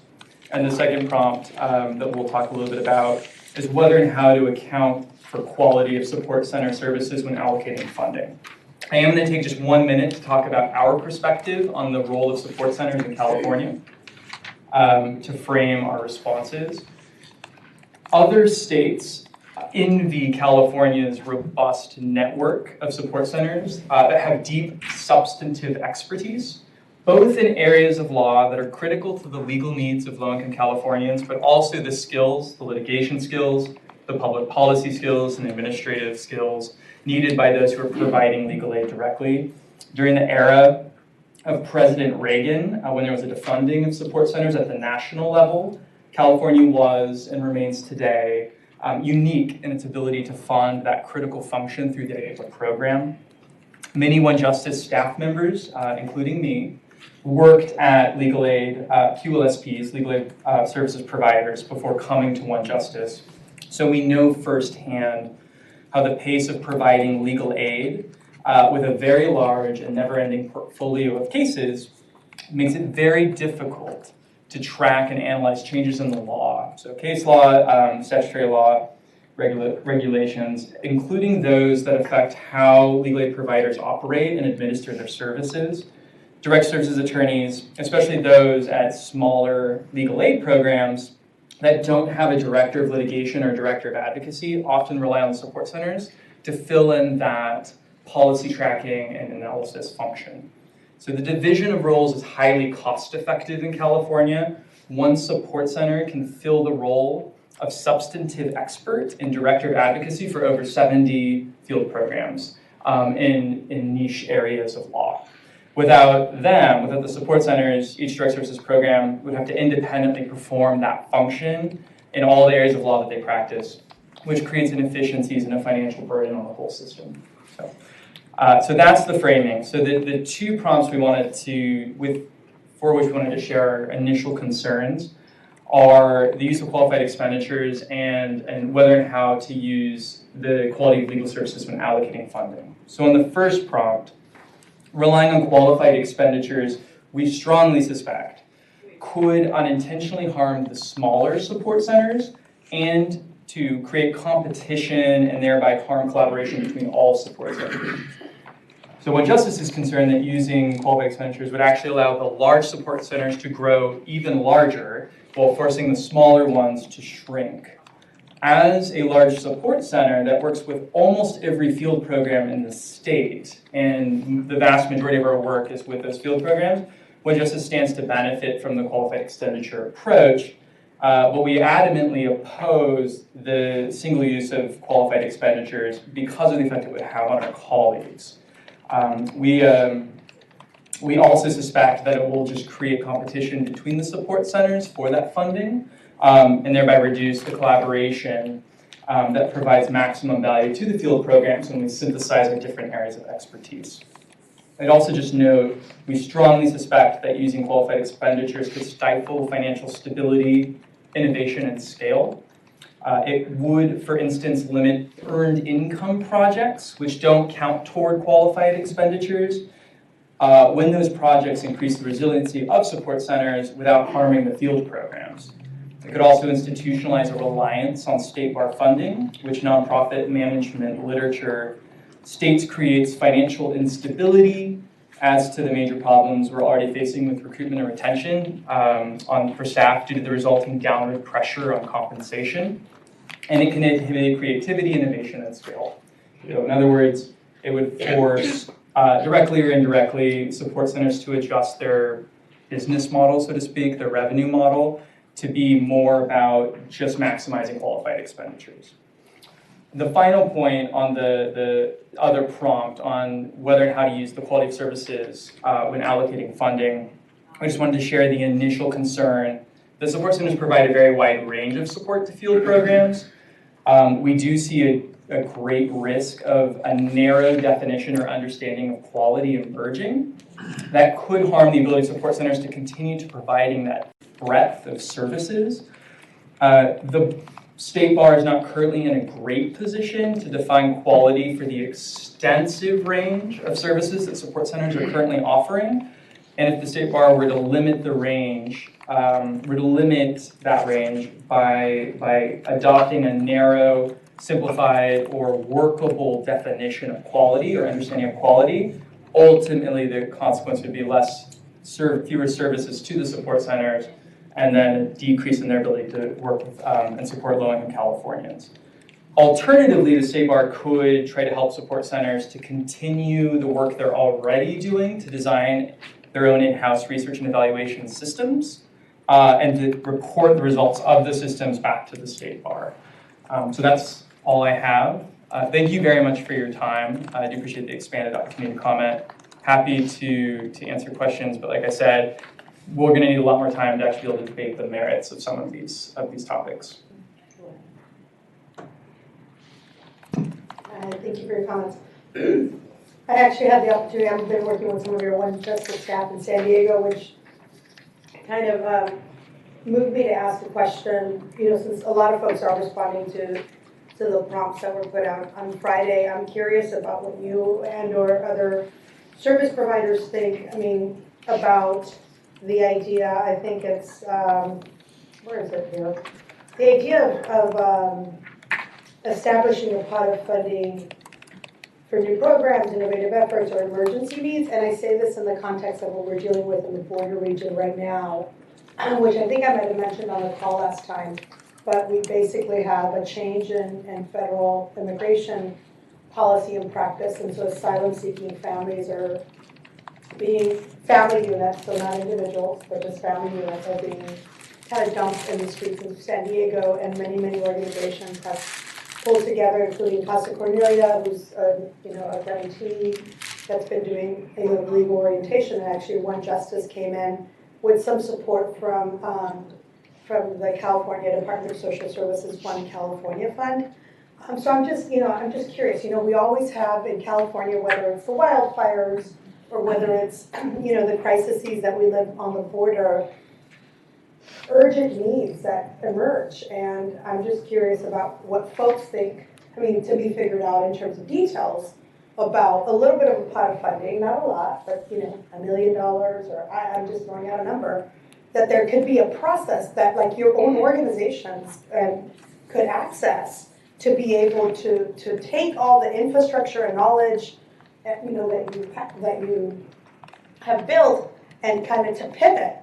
Many of these emergencies aren't planned by anybody, but communities have to respond. So I'm kind of curious about what your thoughts are about that, or anybody else that has a thought about, and again, we could get into the weeds of the how, but just in terms of just principle or concept as an idea for something that doesn't exist right now, and at least in this pot of funding. And we all know there's not enough and we need more, but just curious what your thoughts are. That's a great question, and I can answer it as a senior staff attorney at One Justice who manages our IOLTA work. That's a prompt that I saw that at first glance, that absolutely needs very careful thinking through. And so my very initial concern, the primary concern that arose for me, and I wouldn't necessarily say that I dislike the the direction of the prompt at all, but the concern that I had was that this funding is currently core legal aid funding in a sense, like our state's core attempt to make sure that our justice system is accessible to low-income Californians. If we take too much of that very core backbone funding away for shiny, interesting, but maybe very important sort of ad hoc emergencies, I'm worried just about what will be left for the core services. And I know that a lot of foundations already fund a lot of emergency work and really interesting, innovative, creative work that doesn't already exist. And I know they're eager to fund that work, but they're less eager to fund those core legal services that low-income Californians need badly and will continue to need forever. And that was the original purpose of the grants. And so I would worry that too much of that money would start going to things that philanthropy would already be more than happy to fund. But certainly needs a lot of thinking through, and I wouldn't want to say like bad idea. Just think carefully about it. Thank you, I just was curious what your thoughts were. Yeah.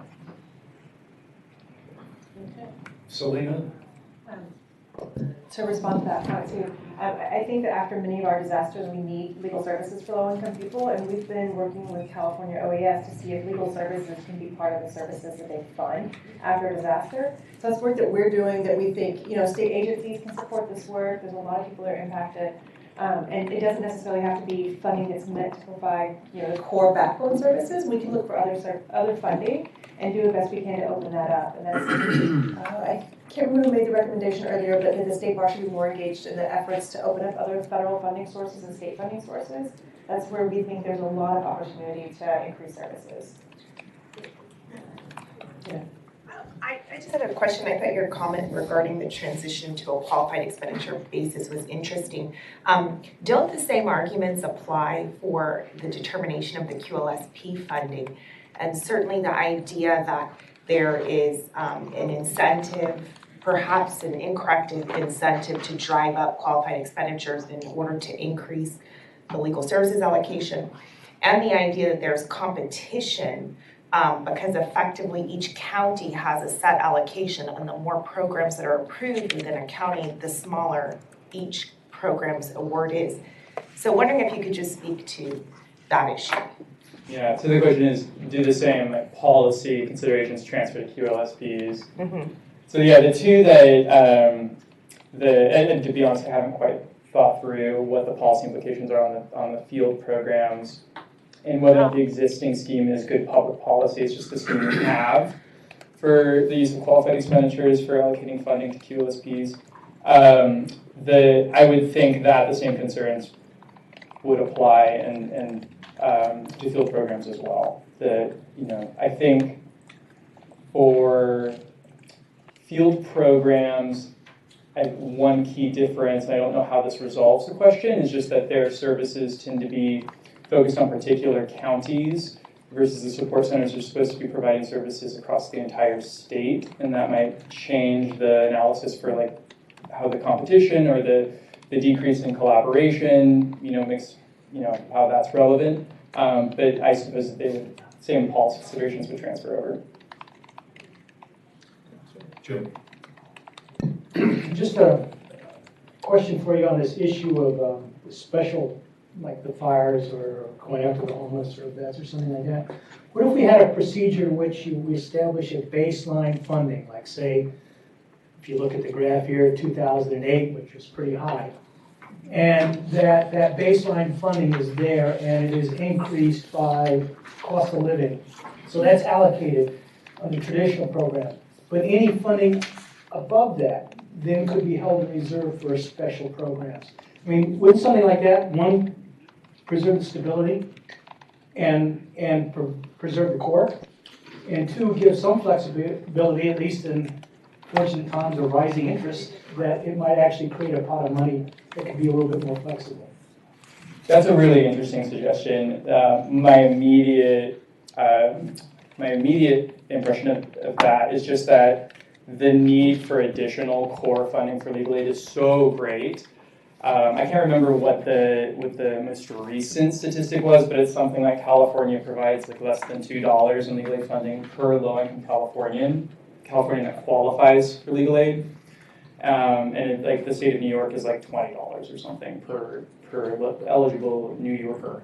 So the need for additional core funding is so great. I still think that should be the priority for a long time, until there's an enormous amount of additional funding, and then maybe you reach the point where you can be like, okay, we're doing a good job of funding core legal services, eviction, people who are facing homelessness, loss of family members, work, abuse, etc., domestic violence. Address those first. I think we have a lot more distance we still have to cover before we get to the sort of like special projects. That's not to say that people who are the victims of natural disasters, though, aren't also facing critical civil legal issues. It's just that those legal issues already fit within the ones that the core funding is already going to serve. So if somebody is now homeless because of a natural disaster, they'll still go to their local grantee to receive those core homelessness prevention legal aid services. Yeah, but the only counter to that is that the poverty population data is based on the previous year, 5-year average, and the disasters now. So you're homeless now, you don't show up in statistics till next year. And yeah, that's an interesting point. I'm not sure what I would say to that. And the other thing is I want to support you wholeheartedly on the issue of quality. I mean, quality, coming up with an objective measure of quality that people could agree on, I would think would be an enormous bear of a project. I can't even imagine how you would do it. It harkens me back to some of the early studies that were done, I think they were in the 70s, where they were trying to measure public offenders versus private bar defense. And the data they came up with, at least the one study I remember, was, well, public offenders tended to plead more often, but they got shorter sentences. So does that mean they're better than private bar, or they're worse? Because now we have all this literature about unlawful convictions, where people will accept the plea even though they didn't do the crime because they've got certainty in how long they're going to be out, and it affects their record. So is that quality of service, convincing these people? I mean, it's so subject to multiple interpretations. I just don't see how you do it. Thank you very much. Thank you. Allison?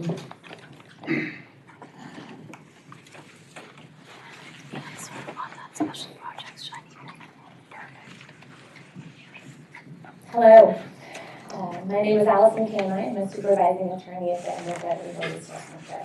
We are a nonprofit support center based here in San Francisco, but we also have an office in the Central Valley. I want to thank all of you for giving us the opportunity to be heard. I do realize that we are well past the lunch hour, and thank you for your continued attention. We at the Immigrant Legal Resource Center do work in 3 primary areas. We work with the community, we assist in education, outreach, and community organizing. We also work in immigration policy, where we try to push forward laws and policies that would expand the rights of immigrants and try to prevent laws and policies that would have a negative impact on the immigrant community. And then the third bucket of work we do, which is largely supported by the IOLTA and EAF grants, is our technical assistance and training programs. And there we write over 20 manuals on all aspects of humanitarian immigration law. We provide over 100 trainings a year to QLSPs, and we also provide daily case consultation assistance. And what we have seen over the last several years as immigration has gained increasing spotlight in the national dialogue is an increased need for our services.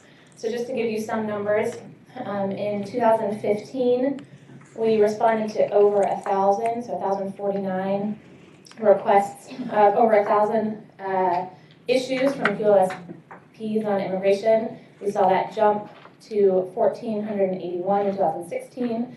In 2017, it was up to 1,597, and we are on track to surpass that again this year. So we're seeing a 50% increase in the number of requests from QLSPs for our case consultation services.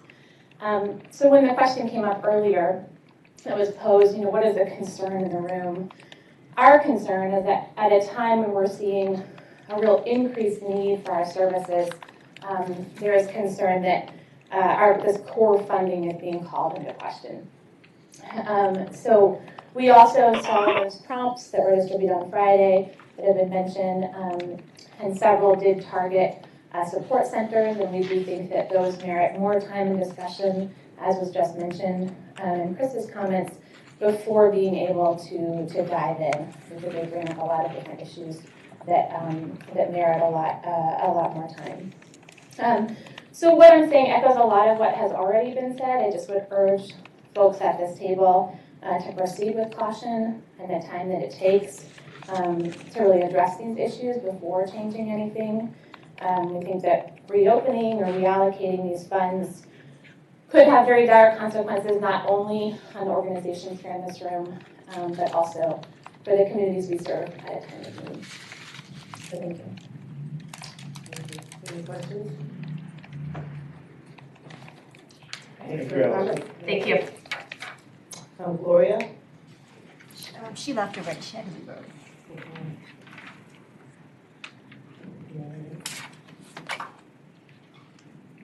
Well, we're struggling with the last one. It looks like. Ronit, is that right? Is it Ronit potentially? Come on forward. I was trying to save you, trying to struggle. It's challenging. You've been very patient with us. No, I feel for you, that's why. Thank you. Thank you for allowing me the time and for your efforts. My name is Ronit Rubinoff. I'm the Executive Director for Legal Aid of Sonoma County. Our organization is a non-LSC funded organization, so just representing that voice, it's a somewhat different type of setup we operate under. We serve about 4,000 people a year up in Sonoma County in a mixed sort of urban-rural environment. We also have a disaster program now in response to the wildfires in Sonoma County last year. So I did want to, since the conversation was heading in that direction a little bit around special projects, I do want to echo the sentiments expressed already. I think that we're in a county where the immigrant issue has surfaced with, a great force, where obviously the disaster issue surfaced with great force, and despite that, I still advocate for continuing the core funding and not getting distracted from that mission. We are too significantly underfunded in the state of California to think about the luxury of trying to look at other projects. In addition, we have had great success in funding these quote-unquote special projects. We were able to leverage $500,000 in funding for our disaster work without support from the State Bar. And similarly, the county has stepped up to fund undocumented services in our community.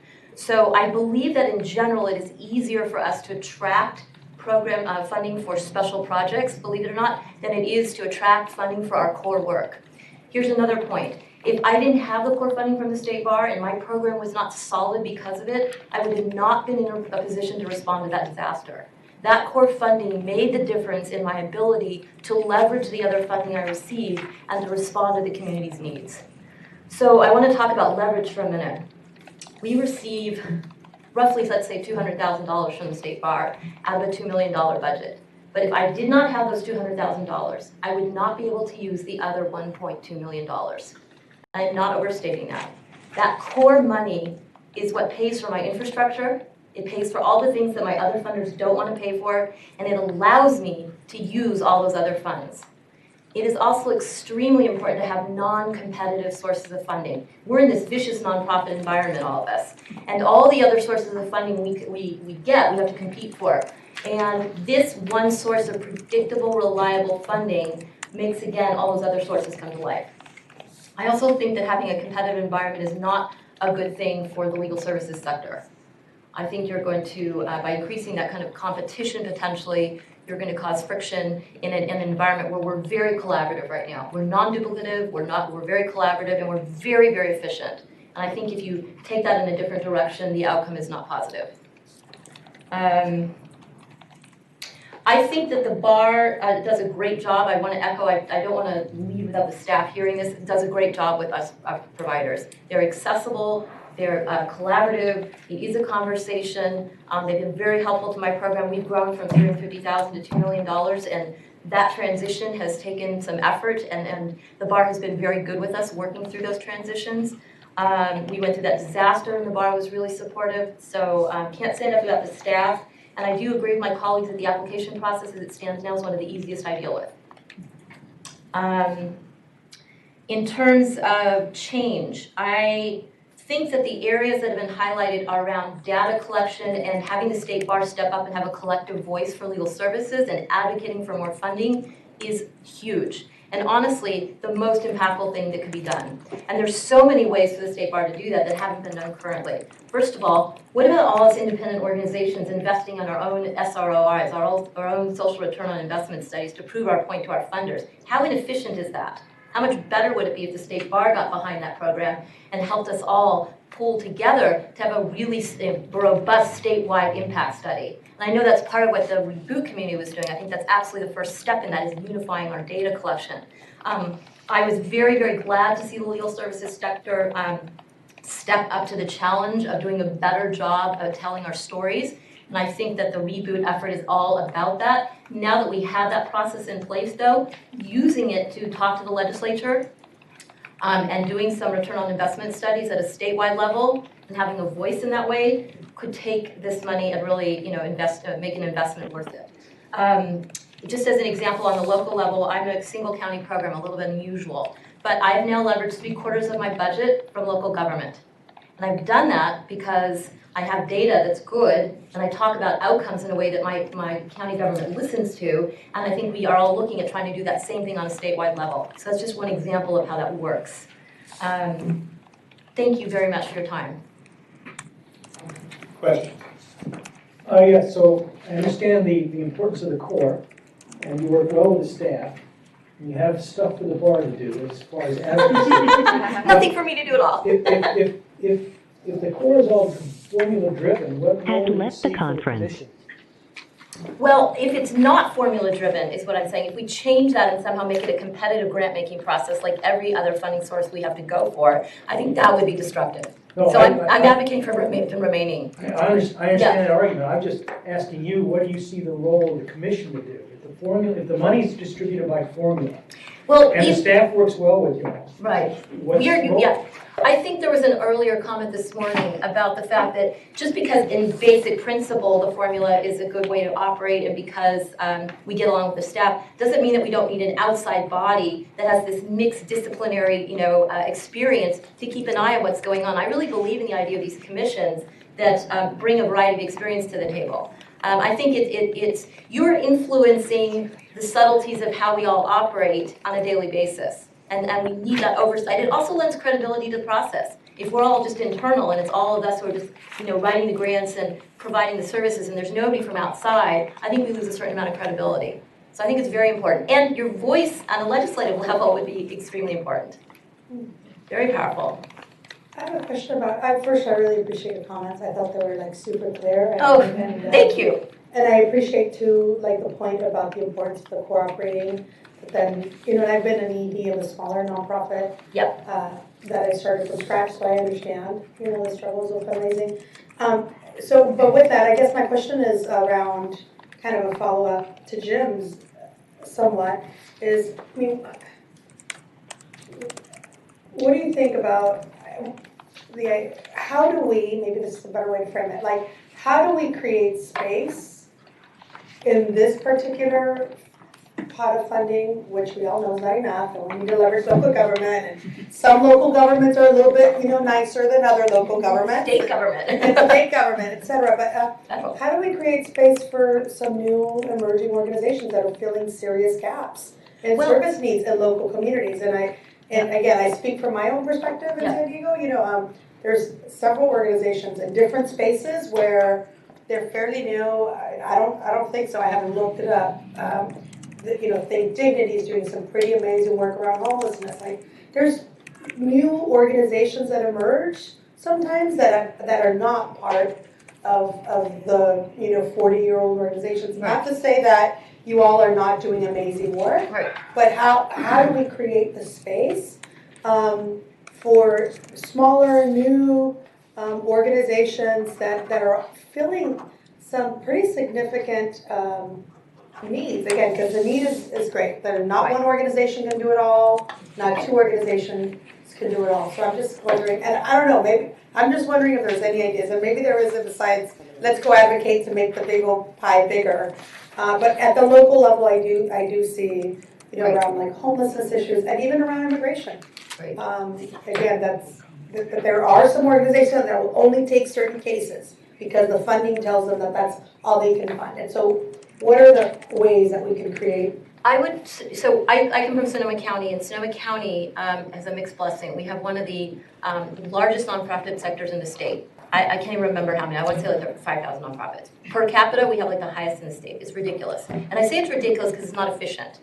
So one of the things that we might consider is coaching programs before they incorporate, to look around and see what kind of collaboration we can encourage. And we all collaborate not just within ourselves, but with other sectors. So example, if you're providing homeless services, maybe you provide those legal services within the context of another organization that's not even a legal services program. Maybe that's the best way to do it in that environment. And because there's room to collaborate across sector as well. And certainly there's room to collaborate within our own organization. I mean, my organization started like this and has added, programs according to the community need. So I'm not making that a blanket statement for every situation, but given the myriad of organizations we have and what a dearth of funding there is, that seems like a better strategy to do some coaching around collaboration. Okay. Let's figure out how to operate this thing. There it is. I thought that was an excellent question. And actually, I thought your answer was excellent too, except that what it says is, if you're sort of a Johnny-come-lately, what you need to do is to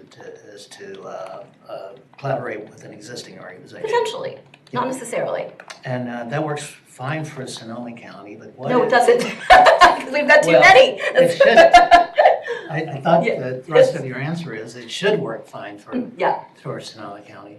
But what if you're talking about Yuba County? An area where it's very underserved. That's very underserved. Right. And there's a new kid on the block who offers, at least announces they're ready to serve the county well. Well, so I'd say, first of all, I'd say this, Yuba County, connected with Legal Services in Northern California, a statewide organization that has a lot of infrastructure already in place.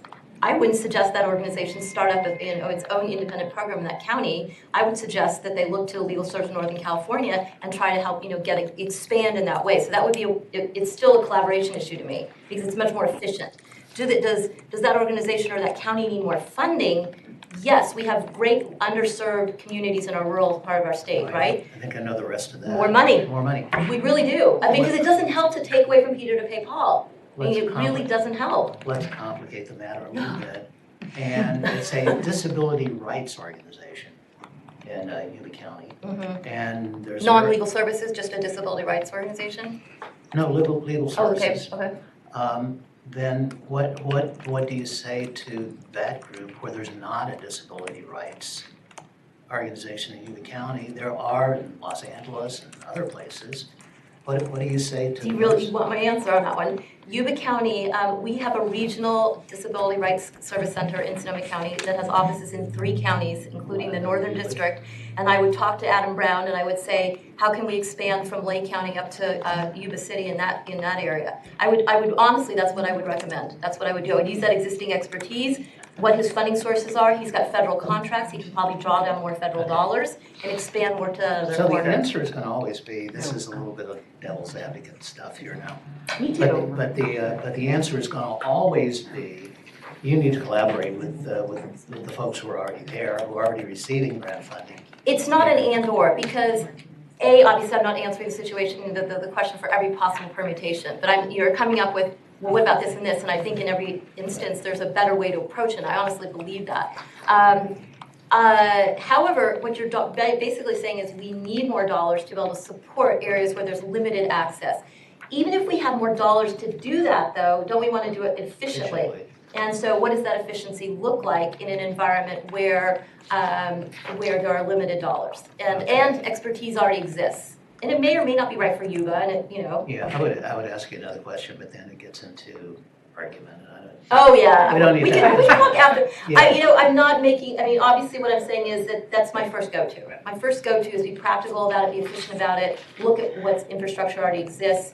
If not, then let's look at what are the targeted areas we need to raise money for and raise dollars for those areas. I mean, I'm from a semi-rural area. That's not a bad answer. Yeah. Let me ask you this, though. I was just sort of curious. You talked about how Has left the data conference. has helped you so much with Yeah. fundraising Yes. locally. Yes. What particular types of data? It's my opinion that the legal services sector until recently has lagged behind the nonprofit sector in general in terms of their ability to articulate outcomes in a human fashion. We have all been collecting legal widgets for years. Those that received LSC funding were programmed to do that by LSC, state bar funding similarly. And so we talked about legal outputs. We didn't talk about human outcomes. And so we didn't have much success in going outside of our sector and appealing to even government funders or nonprofit funders. What we've done is we've been able to start, and we're not there yet. In fact, I'm really looking forward to when Justice's data cohort is starting in January to help us strengthen this. We look at each case. Okay, let me give you an example. We do guardianship work, right? Not for elder adults, but for children, right? And we tied our guardianship outcomes into the ACEs, or Adverse Childhood Experiences data that already existed out there nationally. And that data said, we know if a kid is on track 1, meaning they're exposed to drug and alcohol, in the household, they have one parent, they don't go to school, they're going to end up like this. They're going to end up truant, they're going to end up in jail, or blah, blah, blah, blah. We all knew that was true, but we now had, we had data around it now. We said, okay, we're going to do a survey that's going to say, look at these kids when they come into our program. What are the risk factors they're exposed to? Now let's exit 6 months later, a year later, and look at the risk factors and how we reduce those risk factors. So we're taking our perspective and we're melding it with a study that's recognized across the country about child abuse. So, I mean, I can give you other examples, but there's a lot of things we can do.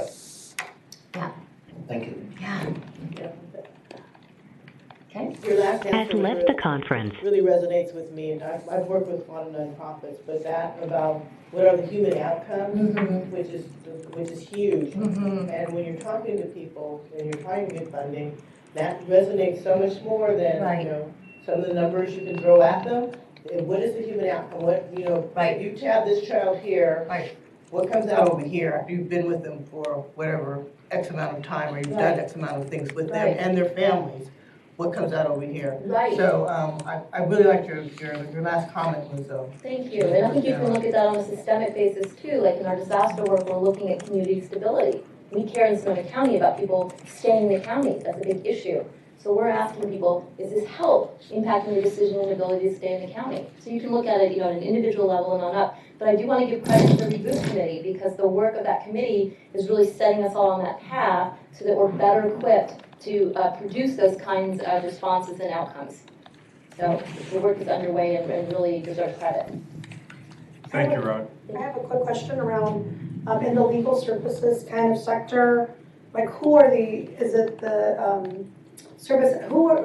entities that provide technical assistance and capacity building to kind of build out the sector? Because this then gets to like the new and emerging organizations, and like where is the best space to kind of foster that leadership development? I think there are maybe issues of equity too, and equity and just transition in terms of like making sure there's more folks of color coming from directly impacted communities that are in the legal field that can really lead organizations that are working. So we've been doing a lot of work obviously around criminal justice reform, and more we see it across the state where folks that are formerly incarcerated who are now at a place where they could lead substantive organizational work around all the Prop 47 reclassification clinics and all this stuff. So I'm curious, just from my own knowledge, around is One Justice one of them? Like, where are the legal services kind of entities that really help to build a pipeline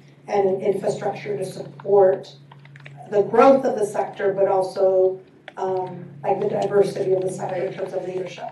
I think that there are others that probably could add more to this. My first response is the State Bar obviously created its Pipeline to Diversity project and has made obviously some efforts to look at diversity in the profession. I think there's more that can be done by the State Bar, frankly. I think we have a lot of issues that have been emerging over the past few years with the bar passage rates that really are affecting diversity and are going to be felt for many years to come. So I think we could do more in that arena, but the State Bar has definitely taken a role. Absolutely, I look to One Justice in terms of its statewide ability to convene, and I was one of the first fellows at Through One Justice, and that program impacted my leadership tremendously. Again, we're about to participate in a data cohort that starts in January, so that's been super successful, and of course LAC, with its advocacy efforts, supports everything that we're doing here. So those are the organizations that come to mind. And I think the sector really pays attention to that. I mean, the nice thing about our sector is we live and breathe equity every day in what we do. So it's never far from our minds, you know? Yeah. Thank you very much. Thank you very much. Is there anyone in the room other than those who are on the panel who has not been heard today and would like to be heard? And the same question for those on the phone. All right, we'd like now to shift to the members of the working group and give each of you an opportunity to comment in any way that you think appropriate at this point. We have 1 hour remaining, so let's try to make our comments as succinct as possible and give everyone an opportunity to speak who wants to take an opportunity now to start. Any volunteers to start? Anyone on the phone that would like to start? Lynn? Thank you. I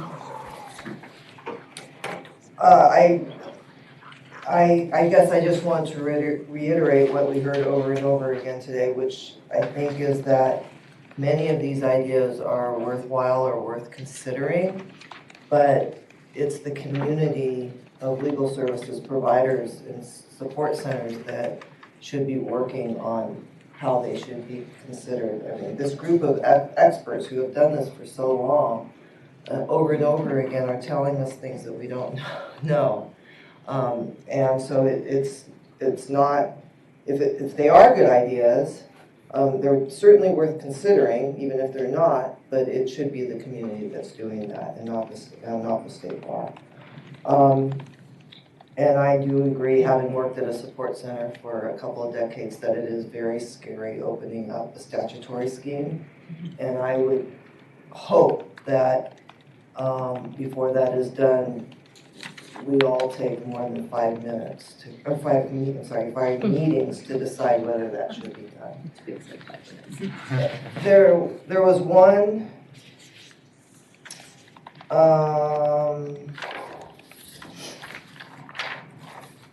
one thing on here that, on these comment ideas that I don't think was addressed today, and I'm not really sure. I was a little confused about what it meant, but it was how to reconcile the use of impact litigation with the concern that it is overshadowing the regular work of legal services providers. And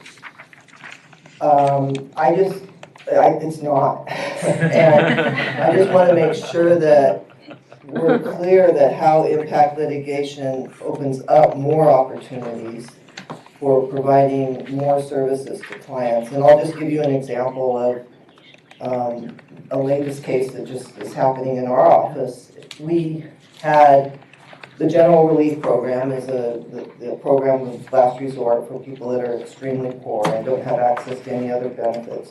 It's like $300 a month. It's not very much money.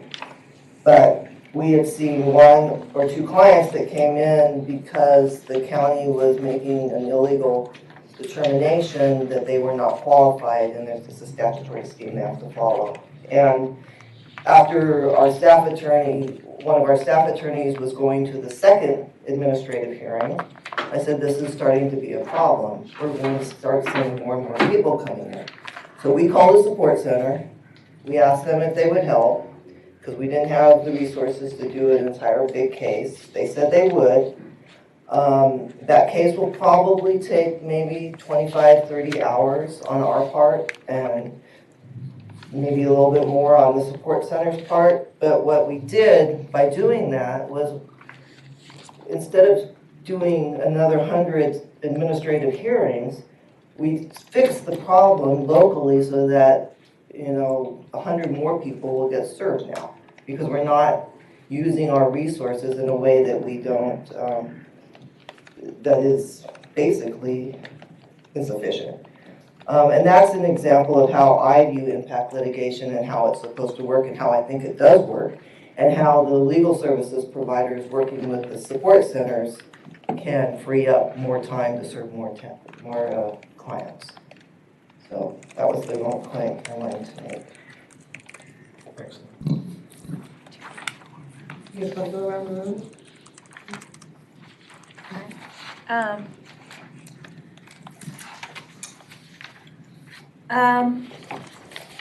Just one thing I think that's worth maybe pulling out of all the public comment that we've heard today, that is that there's really a wealth of data already collected by individual programs that fact might not be known to all the members of the working group, that the large programs especially have very robust data collection methodologies. That's something that I learned through Reboot, that they have sophisticated case management software, that they have a lot of information that is not currently available to the State Bar through the reporting.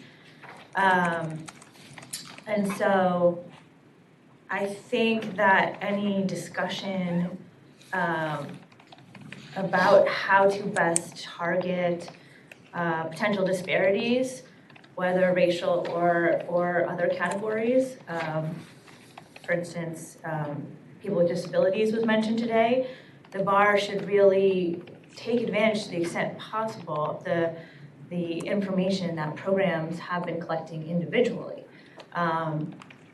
Because we only have one fraction of what's out there. And yes, it won't be statewide, but it may provide insights that are useful. And at the same time, programs can also provide information about the cost associated with further data tracking. Because that's another thing I learned while we were doing Reboot, is that some changes are cheap and easy, and some changes are so expensive as to be well nigh impossible. And that's because of the existing case management systems that are out there. And part of what Reboot did was work with programs to get all of these questions in a form that was usable with their existing systems. And a lot of programs had to change their intake process in order to do this. So if there's an idea that perhaps new categories should be queried, then you would need to work with programs about how that could be done in an efficient manner. It's hard to just say we need to collect X. It may be perfectly possible to collect X, but if you do it in one way, it's feasible, and if you do it another way, it's not. So if there's a recommendation by this working group to do further analysis that's informed by data, the bar should really reach out to the programs that have already years and years of information that might be valuable, that might be more than the bar has in front of them. Do you want to talk about one? Yes. Yeah. Your turn. I'm sorry? It's your turn. Oh, I didn't really have anything to say. I feel like I said a lot already. You can reserve your time if you like. Yeah, I'll reserve that. Sorry. Okay, I'm trying to keep this short. I think one of the things we heard overwhelmingly today, at least with regards to question 1, is that the current procedure is not considered overly burdensome. It is fairly streamlined when compared to other agencies, so it doesn't look like we need to make a lot of work in that area, at least for the input from the providers. I just want to reiterate the thing under the last bullet point under 2, quality. I don't think there's any reasonable way that you could objectively measure quality, although I'd love to be proven wrong on that, but I just don't see it. And I think that would be, therefore, it would be subject to a lot of abuse and unanticipated consequences if you're going to make funding decisions based on some measure of quality. Number 5, there is a whole lot to be said. Just to bring up, that's the gap, who's being served and who's not. I've already given my opinions for the record on the issue of the disparity data that's been presented here so far and why that's insufficient to show that. I would think if you're going to do the gap, that you might want to think along 2 lines, what I would call a theoretical demand versus a realized gap. The theoretical demand we know from the gaps, well, from the early legal needs studies, you basically take the number of adult poors and you look at the various state studies, and a number of adult poor people usually have anywhere from 0.8 to 1.2 legal problems, and you can just multiply that. The problem with that is we know that has lots of error in it. What's the major error we know that's in there is the fact that most people, even when they have a legal problem, do not seek professional help. A minority of people do that. So you can use that multiplier to lower down that theoretical need. If you're interested with disparities, then you've got another issue in, because that has errors too. We know that help-seeking behavior varies by area of law. We also know that help-seeking behavior varies by race and ethnicity and by gender. A couple of the people talking here today, so the majority of their clients are women. It's not that they turn men away, men aren't coming to them for help. So you would need all of those other multipliers then to get less of an error, a gap measure, or theoretical demand estimate with those errors taken out. I don't believe NORC is going to go to that level of specificity. Hopefully I'm wrong, but it seems to me with the data panel approach that they're using, the sample size is too small. But that's something we can raise with it, because that data has not been collected yet. And if you tell them that this is what you want to be able to do with the data, then perhaps they can answer those questions. Then the next thing you have is the need met. We've all talked about the limitations of CSR data. It does represent some need. It underestimates the total need that's being met. We need to have better data in terms of, I've asked several providers here today, it seemed like they could be able to do it, that they know when they give brief advice and service whether or not they've actually met the need or they realize there's a lot of needs still unmet. That needs to be factored into the equation. And then, of course, the CSR categories have to match what the NORC categories are going to be in terms of domestic violence, in terms of landlord-tenant, so that you have comparable areas of law. And then you look at the people that come to the agencies and have to be turned away or only given some service, realizing it's not the complete service. That is what I would call the realized gap. And as Chris brought out eloquently today, the money we have today is insufficient to meet that realized gap as we know it now without any additional studies. So, as a pragmatist, I've always been trying to focus at this realized gap. When can we meet that? And then worry about the theoretical gap, which as an academic I'd like to know. I think it's an interesting problem. But as far as serving people, I think we need to narrow our focuses on meeting the realized gap first, that the agencies know about and can document it, and then go after the theoretical gap.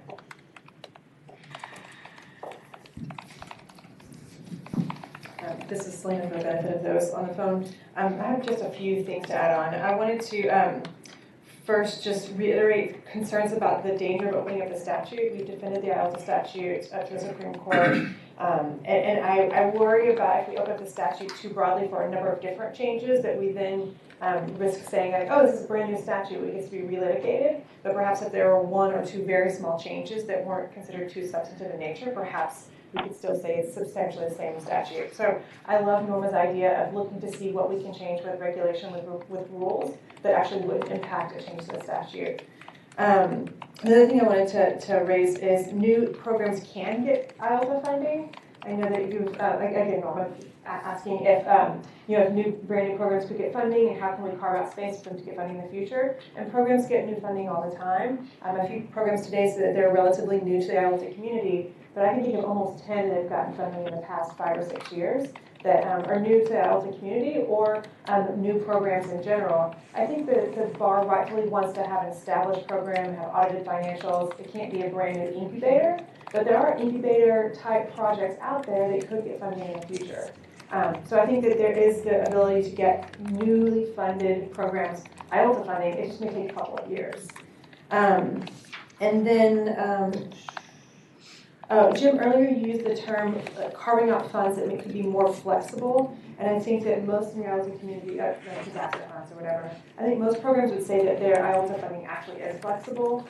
So because they're able to use it like ROMEET did in a disaster, or other programs could use it to pivot mid-year Maybe the funding was granted several, a year ago, they knew they were gonna get X number of IELTS dollars, but that was not tied down to a particular project, so they can pivot to meet a community need. So I think IELTS grants are actually very flexible.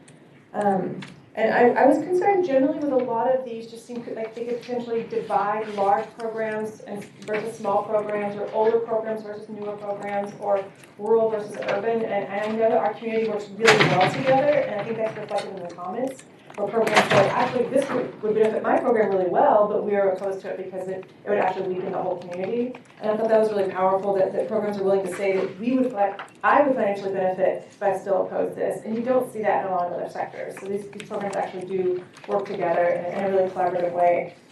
The one thing, actually, two very quick things. One is I heard a lot of people say the State Bar could do more to help raise funds, to help convene, and help support collaboration. And I wanted to say that Pathways to Justice is coming up in about 6 months, and I think that's a great opportunity for State Bar, Legal Services Trust Fund Commission staff to hold some sessions to say, here's one innovation we see on our site visits that we think other programs could actually implement.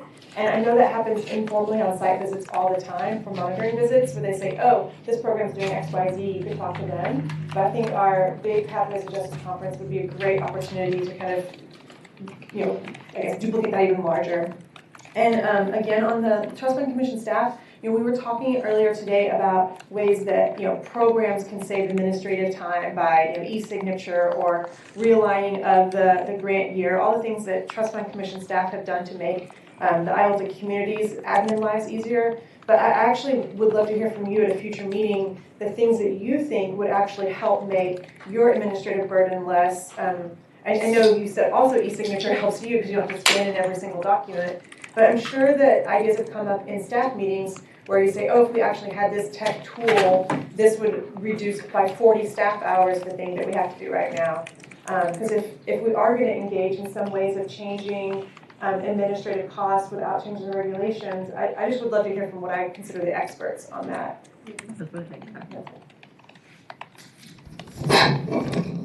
So I'm coming at this thinking about the questions that this group was initially asked to look at. I agree with everybody in the audience, and I want to thank you all for your comments. They were very thoughtful and very helpful to me. But it's almost self-evident that if the State Bar could partner with the legal services community to raise more money for legal services, we'd all be in a great place, or a better place than we are now. But the questions that I understood this group was supposed to look at was whether or not the Legal Services Trust Fund Commission was serving a useful purpose such that it should remain in existence, or whether its functions could be transferred to the Board of Trustees. And then secondarily, whether there were changes to the statutory formula that we ought to be advocating before the legislature, or that the State Bar ought to be advocating before the legislature. And just to take the Legal Services Trust Fund Commission question first, I've only been at my program for 3 years, and in another lifetime ago, I was on the then Board of Governors, Board of Trustees. And so I know about the Legal Services Trust Fund Commission, but I don't know about it in great detail, right? I've learned way more in these meetings than I ever knew before. And so I come at that question, whether the Trust Fund Commission ought to remain in existence, by asking myself whether the case has been made that it is performing a useful function now, and whether the case has been made that the Board of Trustees were to take over for the Legal Services Trust Fund Commission could perform that useful function equally well. And I guess I feel like, just based on the information of the 3 meetings we've had, a case has been made for the fact that the Legal Services Trust Fund Commission is performing a useful function. And when I go to the second question, which is, could the Board of Trustees perform that function equally well, I just going back in my own brain many years ago about all of the myriad of issues that come before that body, and what level of attention can be given to those issues, by individual members of the Board of Trustees, I have difficulty believing that they could develop the depth of information and expertise that members of the Trust Fund Commission are able to develop, given that that's their function, that's their one function. And in a way, I think that suggesting some of the changes to the formula that are listed on the prompts is a way of acknowledging that almost, that if the formula stays the same, the Board of Trustees is going to have difficulty taking over for the Legal Services Trust Fund Commission. So that's just sort of where my head is currently on that set of issues. I want to then talk about whether we ought to make changes to the statutory formula. And I first want to underscore something. I think it was maybe Tila who said it. There are real dangers in opening up. There are real dangers for anyone who cares about funding of legal services in the state of California in opening up the statutory formula. And that is not so much the vagaries of the legislative process, although of course there are vagaries and uncertainties to the legislative process, so that once you open it up, you never exactly know what's going to come out the other end. But there is also, I think, a real danger of potential future litigation challenges to the IOLTA program in general. The challenges that were referenced and that were successfully defended many years ago took place at a time when computer programs and accounting and so forth was way different than it is now. And I think it's going to be easier, hopefully not successful, but easier to make that challenge today, given the way that banks and others account for interest earned and so forth, than it was then. And I think that's a real risk to the legal services community and to the interests that I think all of us, the State Bar, everybody in this room shares about wanting to make sure that that we serve as many poor people as possible in the state of California. And then I think, even if that weren't the case, I would not, personally anyway, it would not be the way I would lay out a legal strategy, if you will. I wouldn't want to open up the statute and advocate for changes in it unless I had really good data backing me up. We've heard about the Justice Gap study that's just gotten underway. We've heard about the reboot effort and the need to sort of collate the lessons learned from that. And I really think the question that someone posed, one of our individuals who spoke, do we have, are we doing this in reverse order? Should we be looking at the Justice Gap study or completing it? Should we be looking at the reboot data? And then marshaling all that information if we want changes in this statute is the right way to go about that if we want changes in the statute. I agree with Selena, that Norma's idea about looking at the regulations, which would not require statutory changes, could be, I think, a very helpful kind of exercise in which to engage. And so if we're going to do anything with regard to the formula, that's what I would certainly want to support. A couple other, I guess, random thoughts. I, like Lynn, looked at question number 6, and I didn't really understand what it was getting at, but I can certainly second her comments that there's no overshadowing of direct services work, if that's what this means, by impact litigation. My organization does direct services, it does advocacy and policy advocacy, and it does impact litigation. And our impact litigation bubbles up from our direct services work. They are completely and utterly linked. And it's when you begin to perceive a pattern in your direct services work that you go to impact litigation. I think the last thing I wanted to say was to address Norma's point about a pot of funding for new programs, innovative efforts, emergency needs, and so forth. We do a lot of immigration work, as Norma knows. And it's been our experience that, at least in recent years, that's all I can speak to, when there is a need like the immigration crisis or disaster relief. I know Yvonne's organization is doing disaster relief now.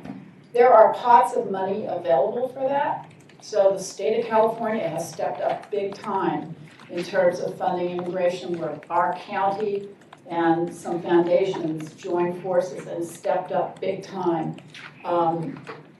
Same thing with the victims funding from the state of California. There are pots of money available for that, and so I think the thing that is beautiful about IOLTA is that, as so many people have said in the room, it's core funding, it's stable funding, it allows you to be flexible and move one way or the other when you have to.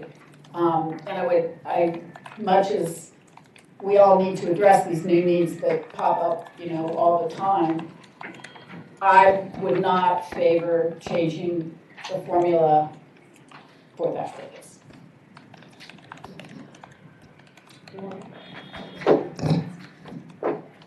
This is Yvonne for those. This is Yvonne for those on the phone. And I started in reverse, and after listening to Margaret, I like the way she framed it. I guess I'm one of the members of the working group that has asked repeatedly what are the concerns that we've been looking at. I did understand that we were looking at the Legal Services Trust Fund Commission to see whether or not it was meeting its purpose, that the processes that are being used are sufficient.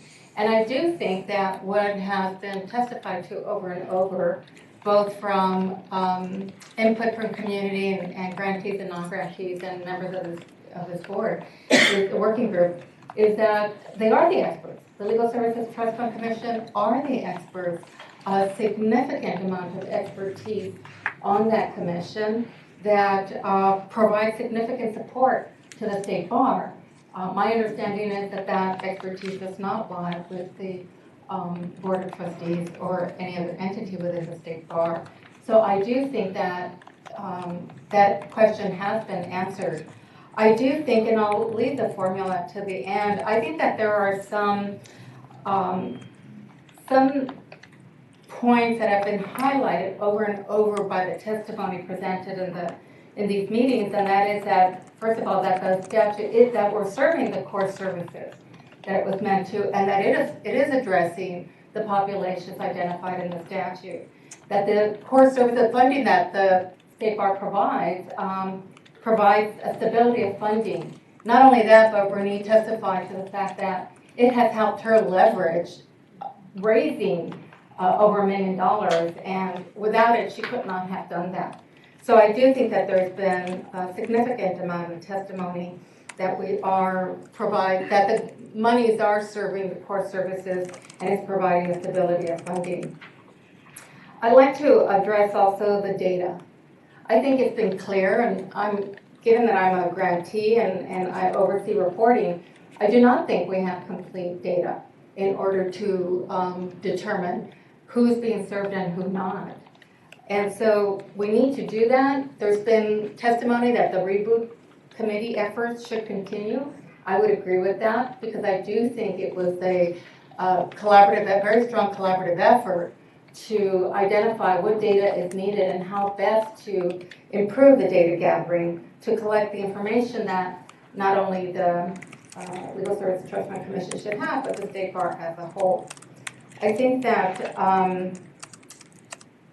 that there's been a lot of testimony with regard to the collaboration that is occurring within the legal services community, so that the state bar funding, despite the fact that it obviously is not enough to meet the needs of the state, there's significant amount of collaboration that is not only going on between the grantees, but support centers and grantees and support centers among themselves that the leveraging of and collective resources presented is having an impact. That said, there's no doubt that we still need much more funding for legal services in California.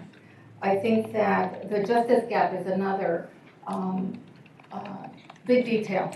I think the study, would be helpful to inform just what is the situation of lack of legal services to low-income individuals and families in the state of California. I think we all have a general understanding what that is, but having a study that explicitly looks at and specifically and gathers data on that would be significant and also would help to empower the efforts that would be undertaken by entities, perhaps all grantees, non-grantees, and state board alike, to promote increased funding from the legislature.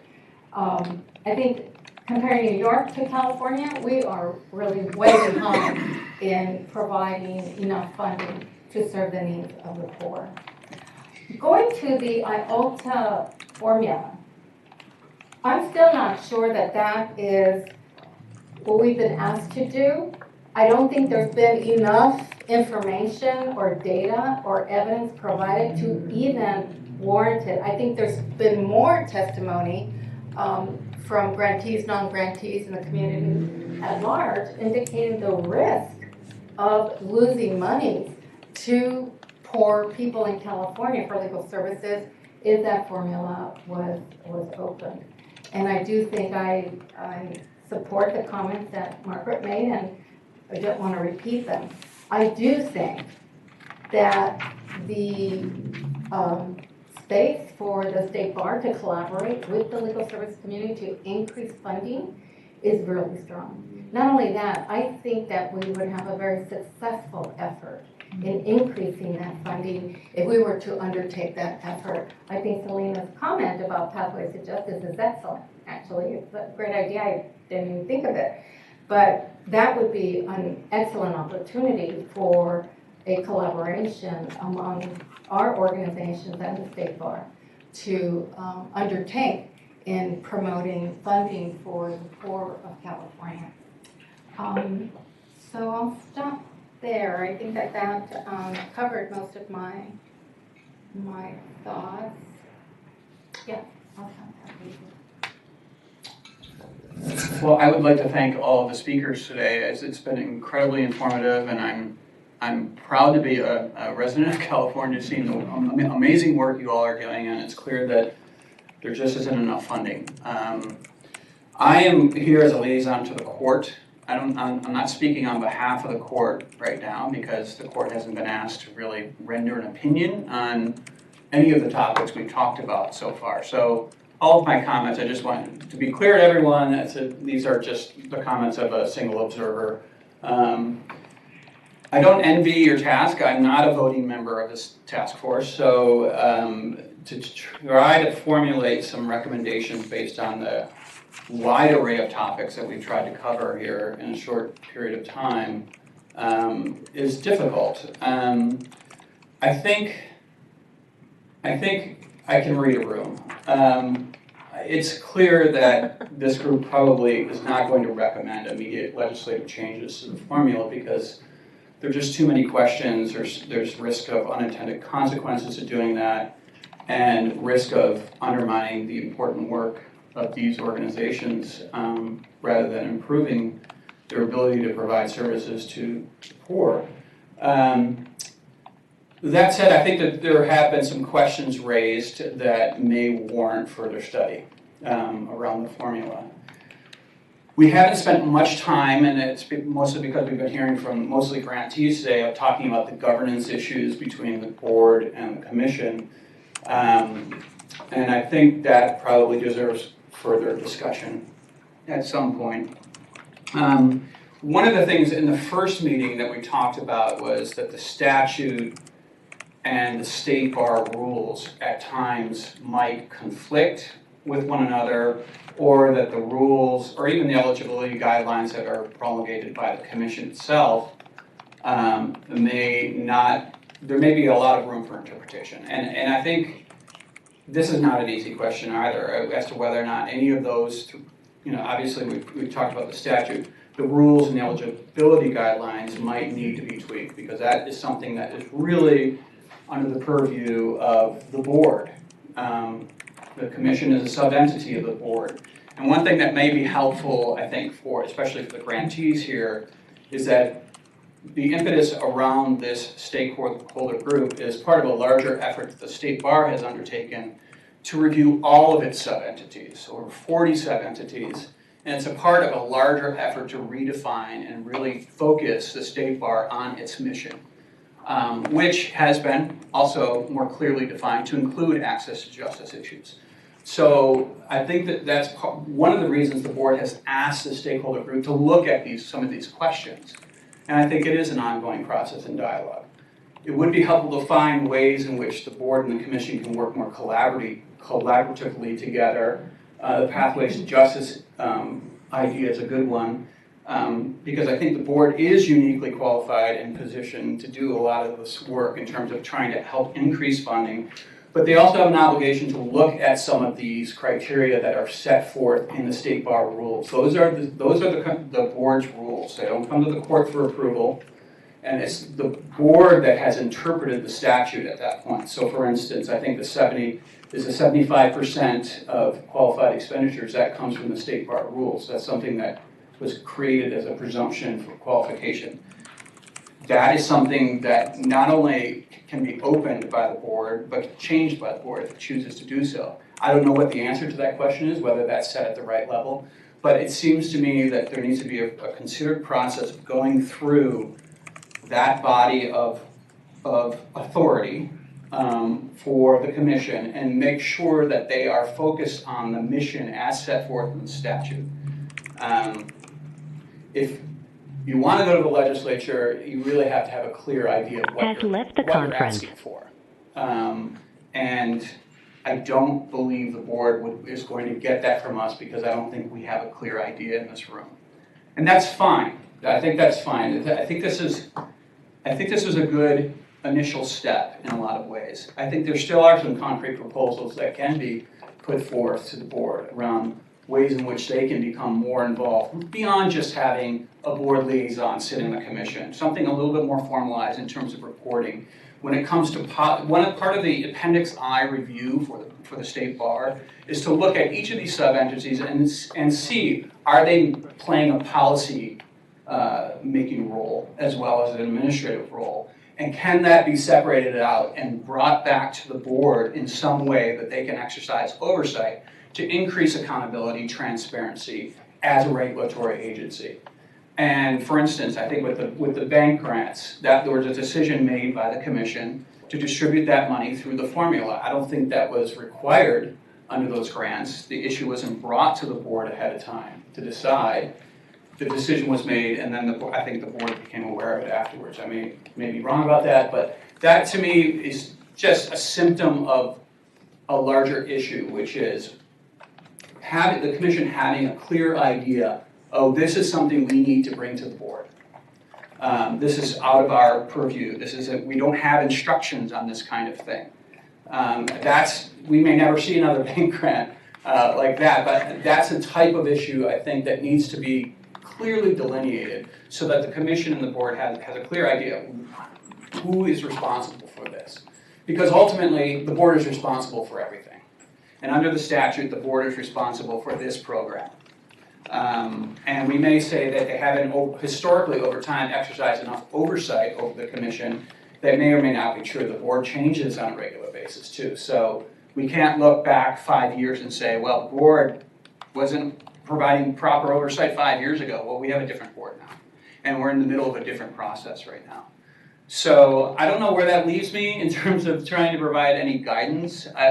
Like I said, I don't envy the task ahead of you. But I do think that there are some issues that we can coalesce around, and even some questions that we can all decide maybe merit further investigation. That's all I have to say.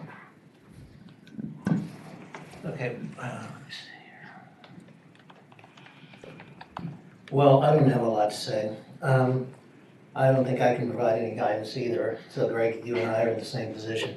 I agree with you though. One thing I do agree with, we've heard from a lot of grantees, a lot of providers over these last 3 meetings, and I've been uniformly impressed with all of them. And if somehow we could clone them all and cover the entire state with them, we'd be in a very good position. But we can't, and that's the problem. There's uneven coverage, and that creates a real problem. I'm still actually in a data collection mode, to tell the truth. I need to know more about the reboot committee. I know there's been reference to it in the past, but I need to know a little bit more about what they did and what they concluded. I realize there's no written report, but if I could just gain some more insight about that effort, I think I'd be better off. I need to know more about the Justice Gap Study, realizing again, that's a study in progress. So I don't know how much I can get out of that, but whatever I can get, I think would be very helpful. Because of this data gap in my own mind, I'm really not in a position to address the specific questions that are asked in all of them anyway, that were asked of us for today. I think what the questions do, along with my data shortage, do for me is to reduce a certain angst about everything. So let me just reflect on that for what it's worth.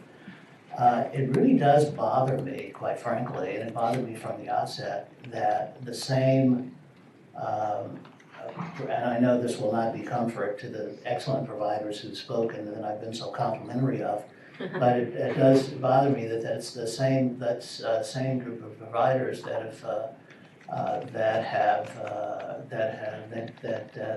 are awarded grants year after year. It provided me, and I can tell you, I've gone up and down on this. At first I thought, well, gosh, that seems sort of odd. And then I thought, well, why? What does it matter? If they're providing good services, then it's great that they come back year after year and they're in a position to provide those services. But then I look at what I think is a massive undercoverage of the state in terms of services to indigent clients. And I think if the lack of coverage is that massive, can't we, does it always have to be the same people or the same providers? Maybe we ought to try different. Maybe we ought to open it up. And then I go back to the idea that, well, if a person is providing good service, why should they be booted out? And why should we shift to anyone else? That's kind of where I am now, except that I think there needs to be some room for others to enter the field. And I was impressed by the observation that under the existing practices and procedures, there's room for that to happen. So if that could happen, if we could assure that in every year that we renew these grants to those who've been receiving them year after year for decades, to allow for some new blood, perhaps to cover areas of the state or that are not covered, perhaps to cover issue needs that have not been covered, then maybe that's the best that we can do at this point based on what we know. And if that is a modification that can take place without legislation, then that's great. I would, at this point, if I had a choice of something to do, then that's certainly one of the things I would do. I know there's been this discussion about shifting this whole function to the board and terminating the commission. And the answer to that seems to be that the board is ill-equipped to take on that responsibility. And that's probably true given the board's experience. in this area, but that could all change. If somehow the board took direct responsibility over the staff that's performing this function, then perhaps the board could do it quite well. I don't know. And then there's a question of, well, what's the point? Why do you want to do that? If you have a commission that's doing it quite well now, what would be the point of moving those boxes around? Why not continue the way it is, particularly in view of the opinions of a number of the providers that the existing staff is able to do the function with a minimal of overhead to the efforts of the providers, and at relatively low cost. All of this, and I said this was angst that I'm expressing, and I still have it, and perhaps that'll be resolved when I get to get a little more information about how things work. But I suspect, and I think I also know how to read a room, Greg, that we're probably not going to end up with any radical changes here. There doesn't seem to be stomach for that. But I hope there's stomach for a little bit of innovation and room to allow some other players onto the field that might broaden our horizons and open up new possibilities. But at this point, that's where I am. And I'm not very sure where I am, but that's what I can express at this point. Thank you. Kaylin? Hi. My name is Kaylin. I just...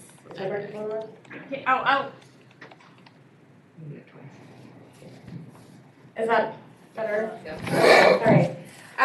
Has joined the conference. So, we keep talking about the deficiency in funding to provide legal services to vulnerable, low-income folks in California. And, I think we all agree there's not enough money out there. There are a lot of clients to be served. And I just wanted to say that, one possible way that we can help folks is trying to mitigate that pipeline that leads to needing legal representation at the end when everything's just gone wrong. I think something that it has been difficult, at least for my organization, in the application process is that we tend to represent a neighborhood or a group of clients from a particular community. And how do we show that community is indigent? When, especially in rural places in California, we thought, we need to show that 75% of this community is at or below 125% of the federal poverty line. Okay, let's look at the census data and we'll look at the median household income and all of this and try to show that for the entire community. Well, in rural communities, for example, one community that we work with, Kentucky Creek, the margin of error is 100% of what it says the median household income is. It tells you absolutely nothing about the community. And I think there are ways that we can work on issues like that without, even without changing the language of the statute.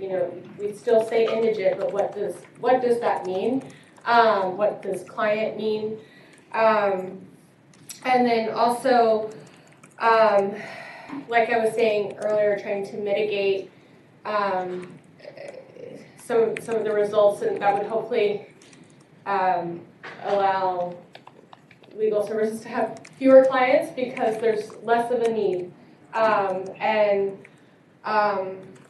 you know, in this like community representation, for example, fighting the city on their housing element that is citing like low-income housing, what little low-income housing they're not putting it near the jobs, or they're putting it in a different part of town. It's not addressing the need. It's not helping anything. It's not even meeting like state requirements.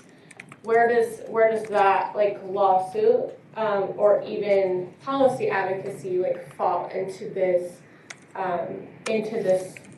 world? And I think those are the kinds of things that are going to reduce the number of evictions, right? Reduce all sorts of all these different reasons that people need help. There's a lot that can be done on the policy advocacy side, or like the representing communities, neighborhoods, that can be done to we, you know, like I said, we all need more money to do our jobs better. But I think maybe the best way is to somehow reduce the number of clients that need to be served. I think that's all what we really want. We don't just want more money just to want more money. We need more money because there are too many clients that need our help. And I think that's all I have to say. I do want to thank everyone who has come and spoken today. I'm glad that we did this expanded version for hearing from grantees and non-grantees. I appreciate everybody coming. I appreciate the work of the working group. There's nothing that you can look at that's been around for a long time without either some hurt feelings or some angst or some, you know, why are we doing this? There's always going to be that. You know, anytime you look at something that you may want to change that's been around for a long time, there's always going to be, you know, people going, well, don't touch it, you know, it's sacred. I don't believe in a whole lot of sacred cows. So I do think that you have to be open to some change, especially in a state like California that changes all the time. That's one of our strengths as a state, is that we do respond to change and we do need change. I'm here, I am a board trustee, but I'm not speaking for the board in this instance. One thing I am saying though is the reboot committee, which I'm not exactly sure who is on the reboot committee. I don't know if it's part of the commission or is it ad hoc to the commission and somebody else, or who it is. I don't know that it actually had state bar staff that staffed it, that it was done sort of ad hoc outside of the commission in some respects, and not as part of the commission, as part of something that was reporting to the state bar. That's as far as I know. I know I've heard about the reboot at, I think it was a bar meeting in July or something. Somebody said something about the reboot, and I thought, oh, it was a reboot? And then the other people on the board hadn't heard about it before either.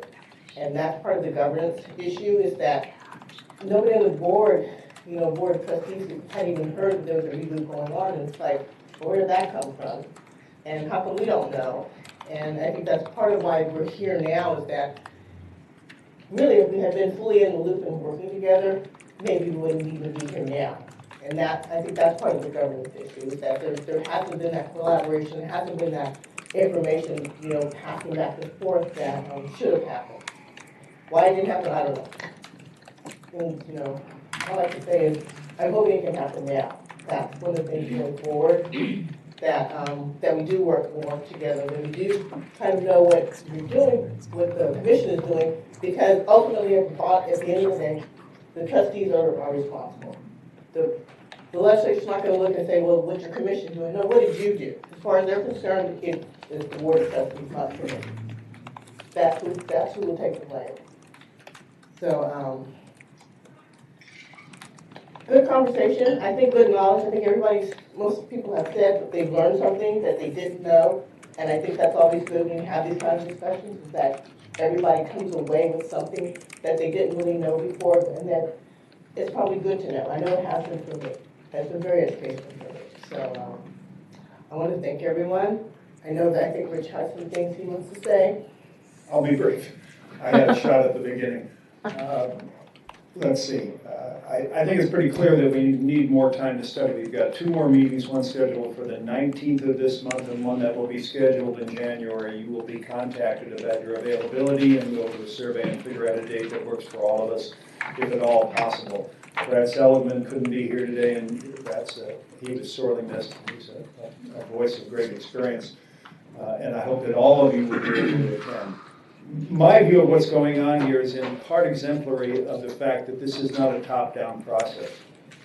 This is a collaborative process, and your participation today has been extremely helpful in my view in hearing from people with boots on the ground. No matter what strategy is employed by the Board of Trustees to fulfill its statutory mission, it's going to be ineffective unless you think like an operator.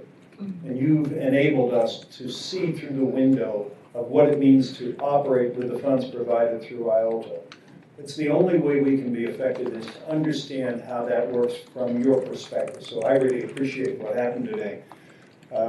In the 7 years I've been on the commission, I've learned that it has served as both sword when we've had issues that confront us, that the staff needs assistance, and shield. And that actually works in 2 directions. It's helped the Board of Trustees, in my view, to insulate the board in the event that there was ever a problem. And we haven't heard testimony that there has been a problem as it relates to our ultimate mission, which is distributing the money and having the money used for the purposes for which it was created. So I think that what we're dealing with are problems that relate to the relationship between the commission and the Board of Trustees, not the commission and the grantees. Can't solve one without understanding the other, and again, I'll say that you helped us a lot in doing that. The collaborative things that Greg mentioned in his presentation, I think, are at the core of what we can do effectively here, but I do think we've uncovered many areas that need further study well beyond the next 2 meetings. And it would be foolish to try to make decisions without being much more informed than we presently are. The last thing I'll mention is about formula that we can conclude. The formula that we are dealing with has been honed over 30 years of work. Staff has recommended formula changes over those 30 years that have a purpose. We have to be very careful in reviewing that to make certain it's fulfilling our statutory goal and that it's the most efficient way we can do things so that administrative costs aren't overly burdensome. But I don't take lightly all the work that preceded the work that we've done, that I've done for the last 7 years. It didn't just come about. It was enacted, it was regulated for a reason, and I think we ought to understand what those reasons are before we change anything. And with that said, I look forward to seeing you all on the 19th of December in LA. Thank you.